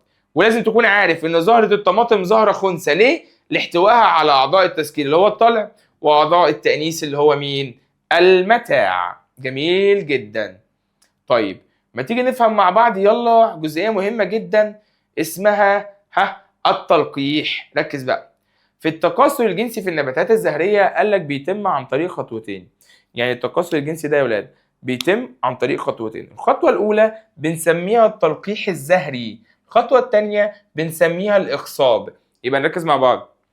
التكاثر الجنسي في الأزهار ده بيتم عن طريق حاجتين، الخطوة الأولى حاجة اسمها تلقيح زهري، الخطوة الثانية حاجة اسمها الإخصاب. ما تيجي نفهم مع بعض إيه التلقيح الزهري ده؟ قال لك أولاً هو عملية انتقال حبوب اللقاح من متك الأزدية إلى مياسم القرابل. يعني تعالى نفهم مع بعض كده. التلقيح الزهري نوعين، إما تلقيح بنقول عليه تلقيح ذاتي، إما تلقيح بنقول عليه تلقيح خلطي. يبقى تاني إما تلقيح بنقول عليه تلقيح ذاتي، إما تلقيح بنقول عليه تلقيح خلطي. طب التلقيح الذاتي يا عم ده ايه؟ قال لك هي عملية انتقال حبوب اللقاح من متك زهرة إلى ميسم نفس الزهرة، أو ميسم زهرة أخرى على نفس مين؟ النبات. طب الخلطي يا عم انتقال حبوب اللقاح من متك زهرة إلى ميسم زهرة أخرى على مين؟ نبات آخر من نفس النوع. طب مستر هو خصائص الزهرة دي إيه؟ قال لك تصبح المتك والمياسم في وقت واحد. يعني إيه تنضج؟ المتك والمياسم فين؟ في وقت واحد. المتك والميسم بينضجوا في نفس الوقت. طب جميل. ثانيا المتك قال لك في مستوى المياسم او اعلى منها بقليل. يعني لو ده هنا الميسم المتك يكون في نفس المستوى او اعلى منه بشويه. طب جميل. انما بقى في التلقيح الخلطي فهو عند حضرتك عدم نضج المتك والميسم في نفس الوقت. يعني مش لازم خالص ان المتك والميسم الاتنين ينضجوا في نفس اللحظه او نفس الوقت. ثانيا لازم تكون عارف ان المتك بيكون بعيد المياسم او في نفس المستوى او ادنى منها. يعني هنا يكون المتك يا اما في نفس مستوى الميسم او اقل منه بشويه. وجميعها وحيده الجنس. جميعها ايه يا اولاد؟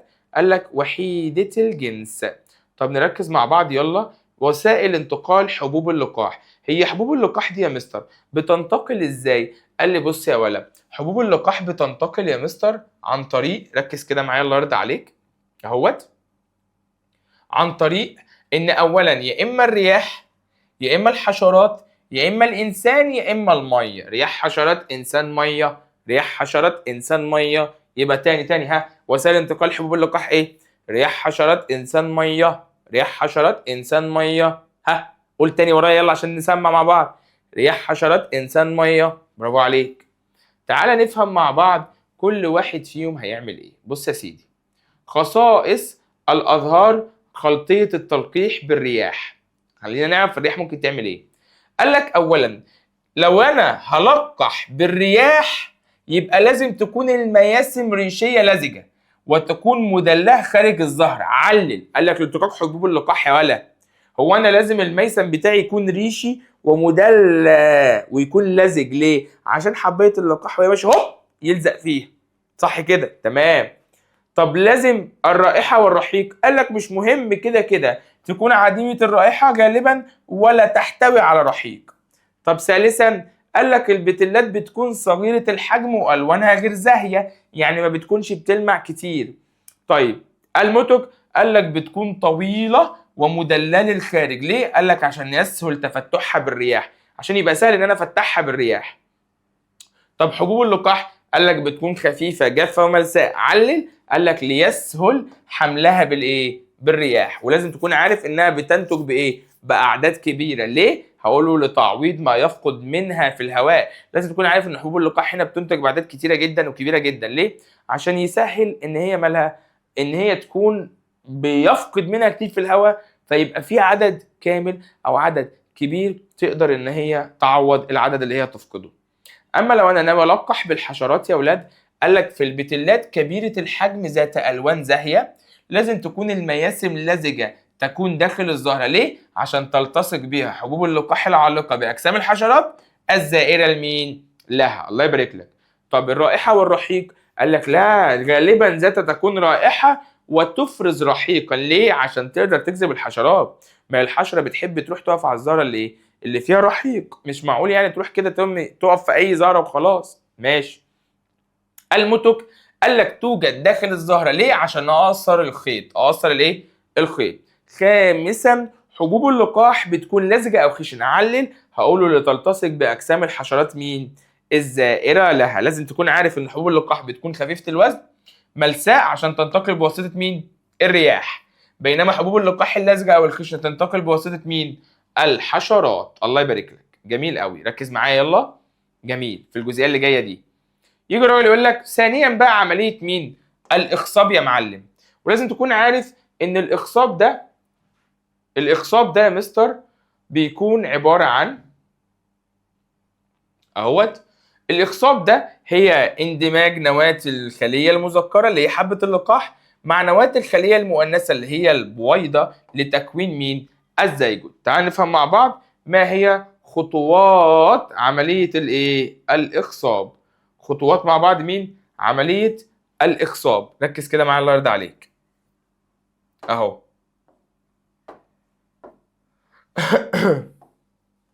بص كده معايا. عملية الإخصاب يا دكتور قال لك هي عندما تسقط حبة اللقاح على ميسم الزهرة يفرز محلولا سكريا تمتصه حبة اللقاح وتنبت حبة اللقاح مكونة أنبوبة تسمى مين؟ أنبوبة اللقاح. ولازم تكون عارف إن بتنقسم النواة المولدة لحبة اللقاح انقساما ميتوزي لتكوين نواتين ذكريتين اللي هم رمزهم N اللي بيكون العدد الأحادي. كمان انبوبه اللقاح بتمتد داخل القلم، يعني القلم اهوت انبوبه اللقاح تمتد داخل القلم حتى تصل الى البويضه من خلال فتحه تسمى فتحه الايه؟ النقير. سمعك يا شطور، النقير. يتحلل طرف انبوبه اللقاح ويحدث مين؟ الاخصاب. وبعدين يا مستر وباندماج احدى النواتين الذكريتين بتكون لي بويضه مخصبه بسميها باسم الزيجوت. بسميها باسم الايه؟ الزيجوت اللي هي فيها 2N. ثم ينقسم الزيجوت ميتوزي عشان يكون لي حاجه اسمها الجنين. عشان يكون لي حاجه اسمها الايه؟ الجنين الذي ينمو مكون البذره التي تكون نبات جديد. بص كده اهو بدات تكبر تكبر تكبر تكبر لغايه ما تكون لك ايه؟ نبات جديد. يبقى ما المقصود بالزيجوت؟ هقول ايه في الزيجوت؟ هقول اللاقحه في النبات هي الخليه الناتجه من اندماج نواه حبه اللقاح مع نواه مين يا معلم؟ البويضه. مع نواه مين يا دكتور؟ البويضه. جميل قوي الكلام ده يا مستر. وبعدين قال لك بص لازم تكون عارف ان بيفرز ميزم الزهره محلولا سكري عشان تمتص حبه اللقاح فيساعد على انباتها وتكوين حبوب اللقاح. كلام عظيم قوي. طب ركز بقى. تكوين الثمار والبذور قال لك بتختلف الثمار فيما بينها وفقا لطبيعه المبيض، يعني في ثمار بتحتوي على بذره واحده زي المبيض الذي يحتوي على بويضه واحده فبيعطي ثمره بداخلها بذره واحده مثل ثمره مين؟ الشمس. مثل ثمره مين يا عم؟ قال لك انا اسف المشمش. مثل ثمره مين؟ المشمش. طب جميل قوي. عظيم عظيم عظيم. وبكده يا اولاد بنكون طبعا مكملين مع بعض في الجزئيه اللي جايه وهي ثمار تحتوي على عده بذور. ركز معايا كده. في ثمار بتحتوي على عده بذور زي المبيض الذي يحتوي على عده بويضات يعطي ثمره بداخلها العديد من البذور مثل ثمره البسله. وده سؤال علل مهم جدا تركز فيه برضو. طيب قال لك ركز كده. دوره حياه النباتات الزهريه ايه؟ بص يا معلم.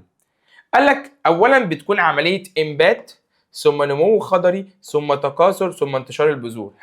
انبات نمو خضري ثم تكاثر ثم انتشار البذور.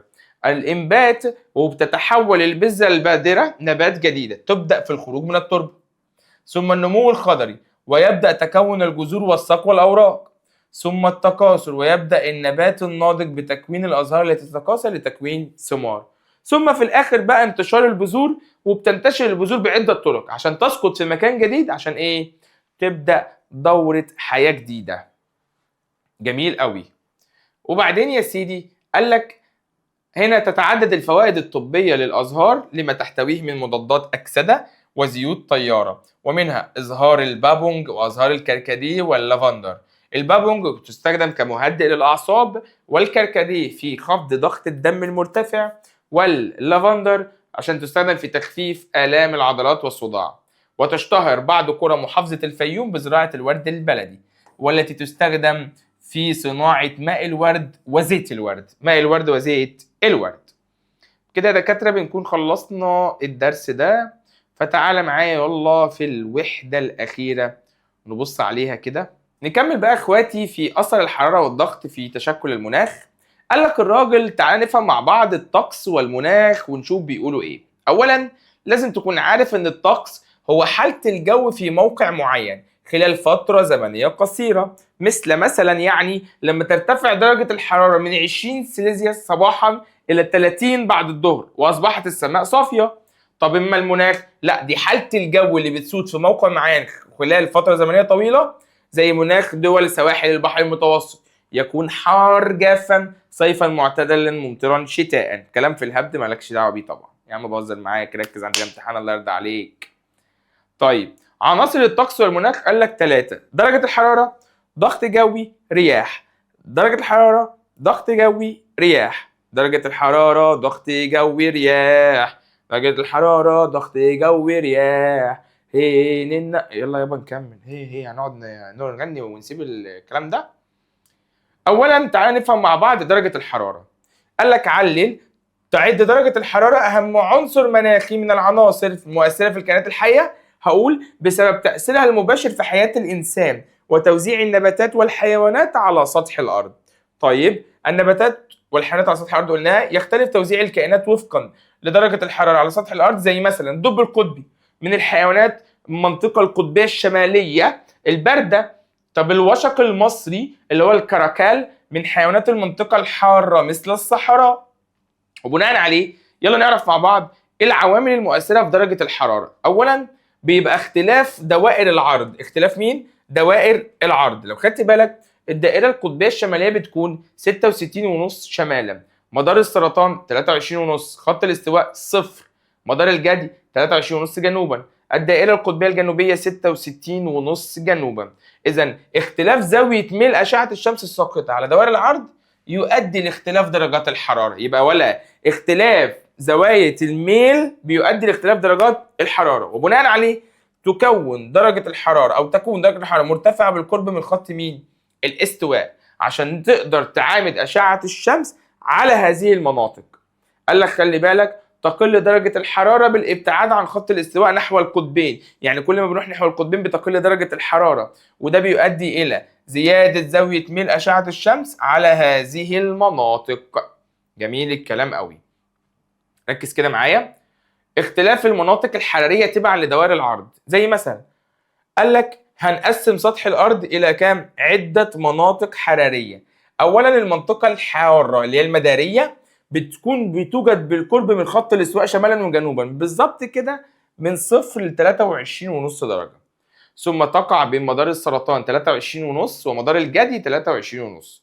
ثم قال لك تسقط أشعة الشمس عمودية على هذه المنطقة، فترتكز أشعة الشمس على مساحة أقل مما يؤدي لارتفاع درجة حرارة المنطقة دي. بعد كده بندخل في المنطقة المعتدلة، والمنطقة المعتدلة يا طالبي العزيز هي بتوجد بين دائرتي عرض 23.5 ل 66.5 شمالا وجنوبا.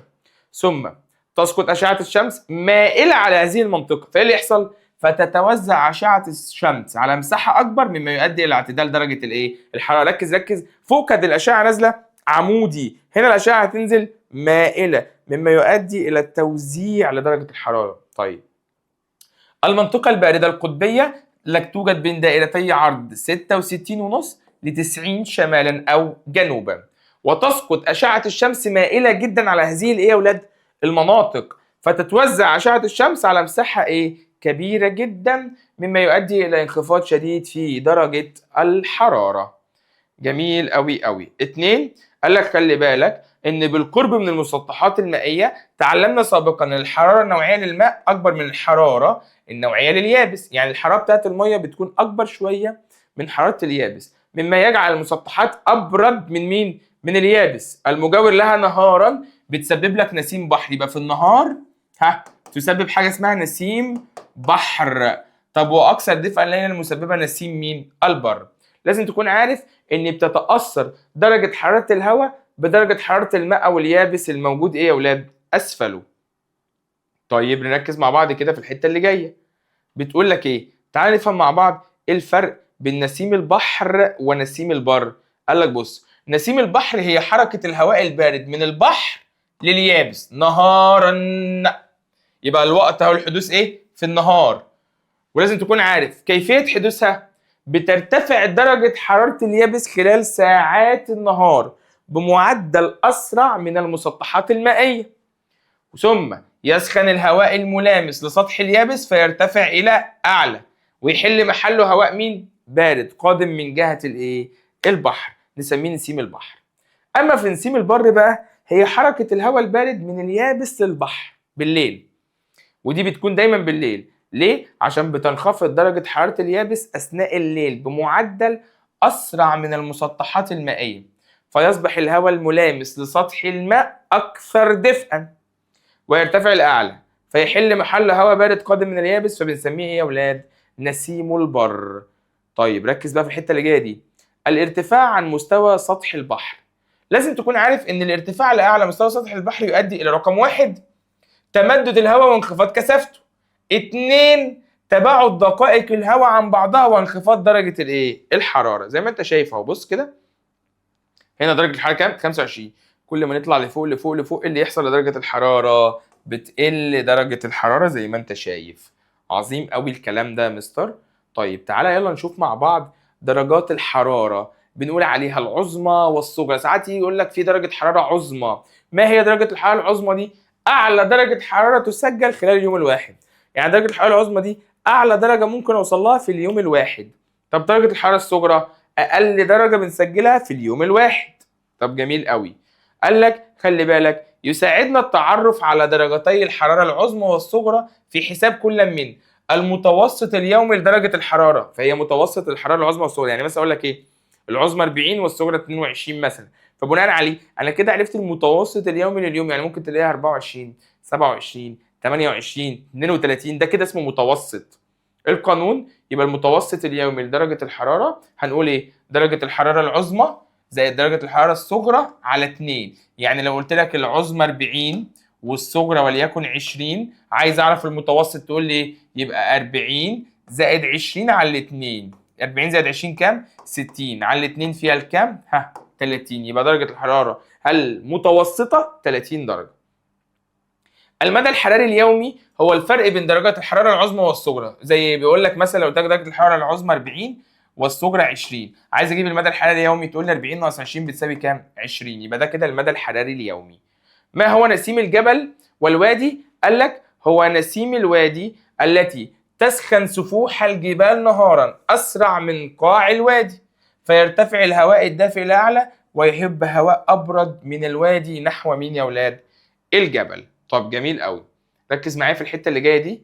قال لك ما هو نسيم الجبل؟ هنا بتبرد سفوح الجبال ليلا اسرع من الوادي، فيهبط الهواء البارد من الجبل الى مين؟ الوادي. طيب ثانيا بقى نشوف الضغط الجوي. ايه الضغط الجوي ده؟ قال لك تعالى نعمل تجربه كده. لو احنا جبنا بالونان متماثلان منفوخان لهما نفس الحجم وساق ودبوس، اهو بالونتين منفوخين وساق ودبوس، علق البالونين في الساق ليكون رافعة متزنة من النوع الأول. أدي بالونة هنا وبالونة هنا. اسقط أحد البالونين بدبوس، أو امسك دبوس كده وقوم مفرقع واحد فيهم. هتلاحظ إيه؟ قال لك هيرتفع الطرف الذي به البالون المثقوب بينما يهبط الطرف الذي فيه البالون المنفوخ. خدت بالك أول ما ده فرقع إيه اللي حصل؟ كاش. فده إيه؟ نزل عنه. فهنا نستنتج ان الهواء الجوي ليه وزن يستدل عليه من اختلال اتزان الرفعه. اللي حصل لو خدت بالك هنا الرفعه عامله ازاي؟ هنا الرفعه مالها كانت كده، مره واحده عملت كده، لما دي اتفرقعت بالدبوس يبقى الهواء الجوي ليه تاثير كبير جدا. طيب تعال ناخد مع بعض نشاط 2 اللي هو الضغط الهواء الجوي. قال لك لو رحنا جبنا بيضه مسلوقه متقشره يعني، وقطعه ورق وزجاجه وعود ثقاب، وبعدين يا عم قال لك اشعل قطعة الورق ثم ضعها في الزجاجة ثم سد فوهة الزجاجة بالبيضة. هتلاحظ ايه؟ تسقط البيضة في الزجاجة بعد انطفاء قطعة الورق. اهو بص كده، حطينا هنا اهوت البيضة جبناها، قمنا جايين عاملين ايه يا ولاد؟ ركز، اشعلنا قطعة الورق ثم وضعناها في الزجاجة اهو. هتسقط البيضة في الزجاجة بعد انطفاء قطعة الورق، ونستنتج ان الهواء الجوي ليه ضغط برضو بنستدل عليه من سقوط البيضة فين؟ في الزجاجة. عظيم قوي الكلام ده. سبب سقوط البيضه داخل الزجاجه بيقول لك ايه؟ عند احتراق الورقه داخل الزجاجه ترتفع درجه حراره الهواء داخل الزجاجه، يعني حيز مغلق، فبتزداد ضغط الهواء عند ثبوت مين؟ الحجم يا دكتور. وبعد انطفاء اللهب ايه اللي حصل يا اولاد؟ يبرد الهواء المحبوس بسرعه ضغط الهواء الجوي خارج الزجاجه فيقل مين؟ حجمه، وبالتالي يؤدي ذلك الى انخفاض ضغطه عن ضغط الهواء الجوي خارج الزجاجه. طب ما تيجي نعرف مع بعض اندفاع البيضة داخل الزجاجة ده بسبب ايه؟ اندفاع البيضة داخل الزجاجة قال لي بيؤدي الفرق في الضغط الجوي داخل وخارج الزجاجة إلى انتفاع البيضة داخل الزجاجة. ونستنتج من هنا من الأنشطة السابقة إن الهواء الجوي ليه وزن وليه ضغط، بنعرف بالضغط الجوي. فما المقصود بالضغط الجوي؟ هو وزن عمود من الهواء مساحة مقطعه 1 متر مربع وطوله ارتفاع الايه؟ الغلاف الجوي. طيب لازم تكون عارف ان في حاجه اسمها الضغط الجوي المعتاد، وده الضغط الجوي عند مستوى سطح البحر، وبنقيس الضغط الجوي بجهاز اسمه البارومتر الزئبقي، اهو وحدات قياس الضغط سنتيمتر زئبق، مليمتر زئبق، ملي بار. ملي ايه يا ولاد؟ بار. طب ازاي اقدر احول بين وحدات قياس الضغط الجوي؟ ركز اهو، بص كده، الملي بار هنا، خلينا نبتدي منين؟ من هنا مثلا عادي، من اي حته مش تفرق. الملي زئبق اهو، قال لك بص لو انا عايز اروح للسنتيمتر زئبق فبضرب في 10، اخد من هنا الملي زئبق اروح لهنا اضرب في 10. طب عايز من السنتي لهنا، قال لك اقسم على 10، يبقى ثاني من السنتيمتر للمليمتر بضرب في 10. طب من المليمتر للسنتيمتر بقسم على 10. طب بص من المليمتر للملي بار بقسم على 75%. طب من الملي بار للملي زئبق بضرب في 75%. جميل قوي الكلام ده. طب ما تيجي نفهم مع بعض يلا، ما هي العوامل المؤثرة في الضغط الجوي؟ قال لك أولا ارتفاع عن مستوى سطح البحر، ثانيا درجة الحرارة، ثالثا الرطوبة. يبقى ركز، ايه الحاجات اللي بتأثر على سطح البحر؟ اللي هتأثر قصدي في الضغط الجوي، رقم 1 ارتفاع عن مستوى سطح البحر، ثانيا درجة الحرارة، ثالثا الرطوبة. أولا كل ما هنرتفع عن مستوى سطح البحر ايه اللي بيحصل للضغط الجوي؟ بيقل الضغط الجوي عشان ننقص طول وزن عمود الهواء الجوي. طب ثانيا درجة الحرارة، عند ارتفاع درجة حرارة سطح الأرض قال لك يتمدد الهواء القريب منها مما يؤدي لانخفاض كثافته وبالتالي انخفاض الضغط الجوي، والعكس صحيح يا دي حنبلة يا ركز يا. طب الرطوبة، قال لك بص بقى، الرطوبة دي هي كمية بخار المية الموجود في الهواء، يعني تختلف نسبة الرطوبة من مكان لآخر. في حاجة اسمها رطوبة مطلقة وحاجة اسمها رطوبة نسبية. المطلقة قال لك هي الكتلة الفعلية لبخار الماء الموجود في حجم معين من الهواء الجوي. طيب جميل. أما الرطوبة النسبية هي النسبة المئوية بين كتلة بخار المية الموجودة فعليا في حجم معين من الهواء وبين أقصى كتلة من بخار الماء ونقدر اللي هو يمكن يتحملها يعني. وهنا النسبة بين الرطوبة المطلقة والسعة القصوى للهواء. جميل قوي. دي طبعا بتقاس بقدر وحدة اسمها جرام على المتر مكعب، دي ليس لها وحدة قياس لأنها نسبة. طيب جميل كده مع بعض. ما هي السعة القصوى؟ هنقول هي أقصى كتلة من بخار الماء يمكن أن يحملها حجم معين من الهواء عند درجة حرارة. ونقدر نحسب الرطوبة النسبية للهواء من العلاقة الرياضية بتقول إيه؟ الرطوبة النسبية كتلة بخار المية الفعلي على كتلة بخار المية المتشبع في 100. ركز بقى ازاي بينتشر فيروس الانفلونزا؟ قال لك هواء بارد رطوبة منخفضة. هواء الشتاء البارد لا يستطيع حمل الكثير من بخار المية فبتكون رطوبته مالها منخفضة، فبالتالي التدفئة الداخلية لما بنيجي ندفي بقى عن هذا الهواء داخل المباني مع ثبات الرطوبة تنخفض رطوبته النسبية بشكل حاد ليصبح الهواء جاف جدا، فبالتالي يساعد قطرات الرذاذ الحاملة للفيروس على التبخر بسرعة مما يجعل الفيروسات مالها عالقة في الهواء لفترات أطول.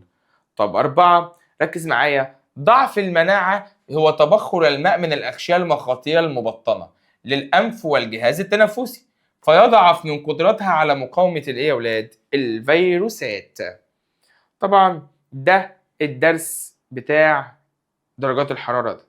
تعال بقى نفهم درس الرياح والتنبؤات الجوية، وهو يعتبر مع بعض كده اهوت هو يعتبر آخر درس في المنهج، وده يا حبايبي بيكون آخر درس في مراجعة شهر إبريل إن شاء الله. الرياح والتنبؤات الجوية، فبيجي الراجل يقول لك إن الرياح بيؤدي التسخين غير المتساوي لسطح الأرض إلى اختلاف درجات الحرارة ونسبة الرطوبة من منطقة لأخرى. حلو. فمناطق الضغط الجوي المرتفع اللي هي بنرمز لها بالرمز H بتتكون في المناطق القطبية وذلك بسبب انخفاض كل من درجة الحرارة ونسبة الرطوبة. فما هي مناطق الضغط الجوي المنخفض؟ نقدر نقول ايه؟ تتكون في المناطق الاستوائية وذلك بسبب ارتفاع كل من درجة الحرارة ونسبة الرطوبة. طب الرياح، قال لك ركز، الرياح دي هي مين؟ هي الحركة الأفقية للهواء على سطح الأرض نتيجة لاختلاف الضغط الجوي من منطقة لأخرى. يبقى الرياح دي هي الحركة الأفقية للهواء على سطح الأرض نتيجة إن في اختلاف في الضغط الإيه يا ولاد؟ الجوي. طب نفهم مع بعض ما هو اتجاه حركة الرياح؟ قال لي بص، ينتقل الهواء من المناطق ذات الضغط الجوي المرتفع اللي بنرمز لها بالرمز H إلى المناطق ذات الضغط الجوي المنخفض اللي بنرمز لها بالرمز L. وعندما يزداد الفرق بين القيم تزداد حركة الرياح وتزداد سرعة الرياح. جميل جدا اهو، H يبقى الضغط المرتفع، تنتقل اتجاه حركة الرياح إلى الضغط المين؟ المنخفض. وبناء عليه يا سيدي الفاضل نبتدي نعرف ما هو حاجة اسمها تأثير كرولس. ما هو تأثير كرولس ده؟ قال لك تنشأ قوة ظاهرية نتيجة دوران الأرض حول محورها تؤدي إلى انحراف حركة الرياح عن مسارها فيما يعرف بتأثير كرولس. مثال، تتحرك الصبغة في مسار مستقيم على البالون الثابت، وتتحرك الصبغة في مسار منحني على البالون المتحرك. يعني بنفس الطريقة عند دوران الأرض حول محورها من الغرب إلى الشرق يؤدي ذلك إلى حركة الرياح في مسارات منحنية. في مسارات إيه يا ولاد؟ منحنية. يبقى ما هو تأثير كورولوس ده؟ هنقول إيه؟ انحراف مسار الرياح عن اتجاهها المستقيم نتيجة مين؟ دوران الأرض حول محورها. طب ما هي العوامل اللي بتأثر على اتجاه حركة الرياح يا دكتور؟ هقول لك أولا اختلاف الضغط الجوي من منطقة لأخرى، رقم واحد. ثانيا دوران الأرض حول محورها، عظيم قوي. ما النتائج المترتبة على دوران الأرض حول محورها بالنسبة للرياح؟ إيه اللي هيحصل لما الأرض تدور حول محورها بالنسبة للرياح؟ قال لك بص، هتتحرك الرياح في مسارات منحنية ولا تتحرك في خط مستقيم إلا عند خط الاستواء. نفهم مع بعض كده. ما هو نصف الكرة الشمالي؟ قال لك تنحرف الرياح إلى يمين اتجاهها الأصلي مع اتجاه دوران عقارب الساعة. في نصف الكرة الجنوبي تنحرف الرياح إلى يسار اتجاه عكس اتجاه دوران عقارب مين يا عم؟ الساعة. وبناء عليه تعالى نفهم مع بعض حاجة اسمها خرائط الطقس. خرائط الطقس دي يا ولاد هي بتوضح لك حركة الكتل الهوائية من موقع لآخر بناء على سرعة الرياح وأنظمة الضغط. ونقدر نقول إن الضغط الجوي يقدر بوحدة اسمها البار أو الملي بار. وتقسم أنظمة الضغط لحاجتين، منخفضات جوية ومرتفعات جوية. ونقدر نقول إن الدايرة الملونة بالأحمر هي منخفض جوي أهو، بص ده الدوائر اللي بالأحمر دي منخفض جوي، وتزداد قيمة الضغط الجوي كلما تحركنا إلى مركز منطقة المنخفض. طب اللي بالأزرق هي منطقة ضغط جوي مرتفع أهو بالمنظر ده. طب جميل قوي، نقدر نعرف نقول إن الأيزوبار هي خطوط تتساوى، خطوط منحنية تصل بالنقاط الضغط المتساوي عند سطح البحر في خرائط الضغط الايه؟ الجوي. يبقى لما اجي اقول لك ما اهميه الايزوبار تقول لي ايه؟ تحديد حركه الرياح حيث تتحرك منها مناطق الضغط الجوي المرتفع الى مناطق الضغط الجوي المنخفض. تمام. وبناء عليه نقدر نقول مع بعض ايقونات ورموز خرائط مين؟ النشره الجويه.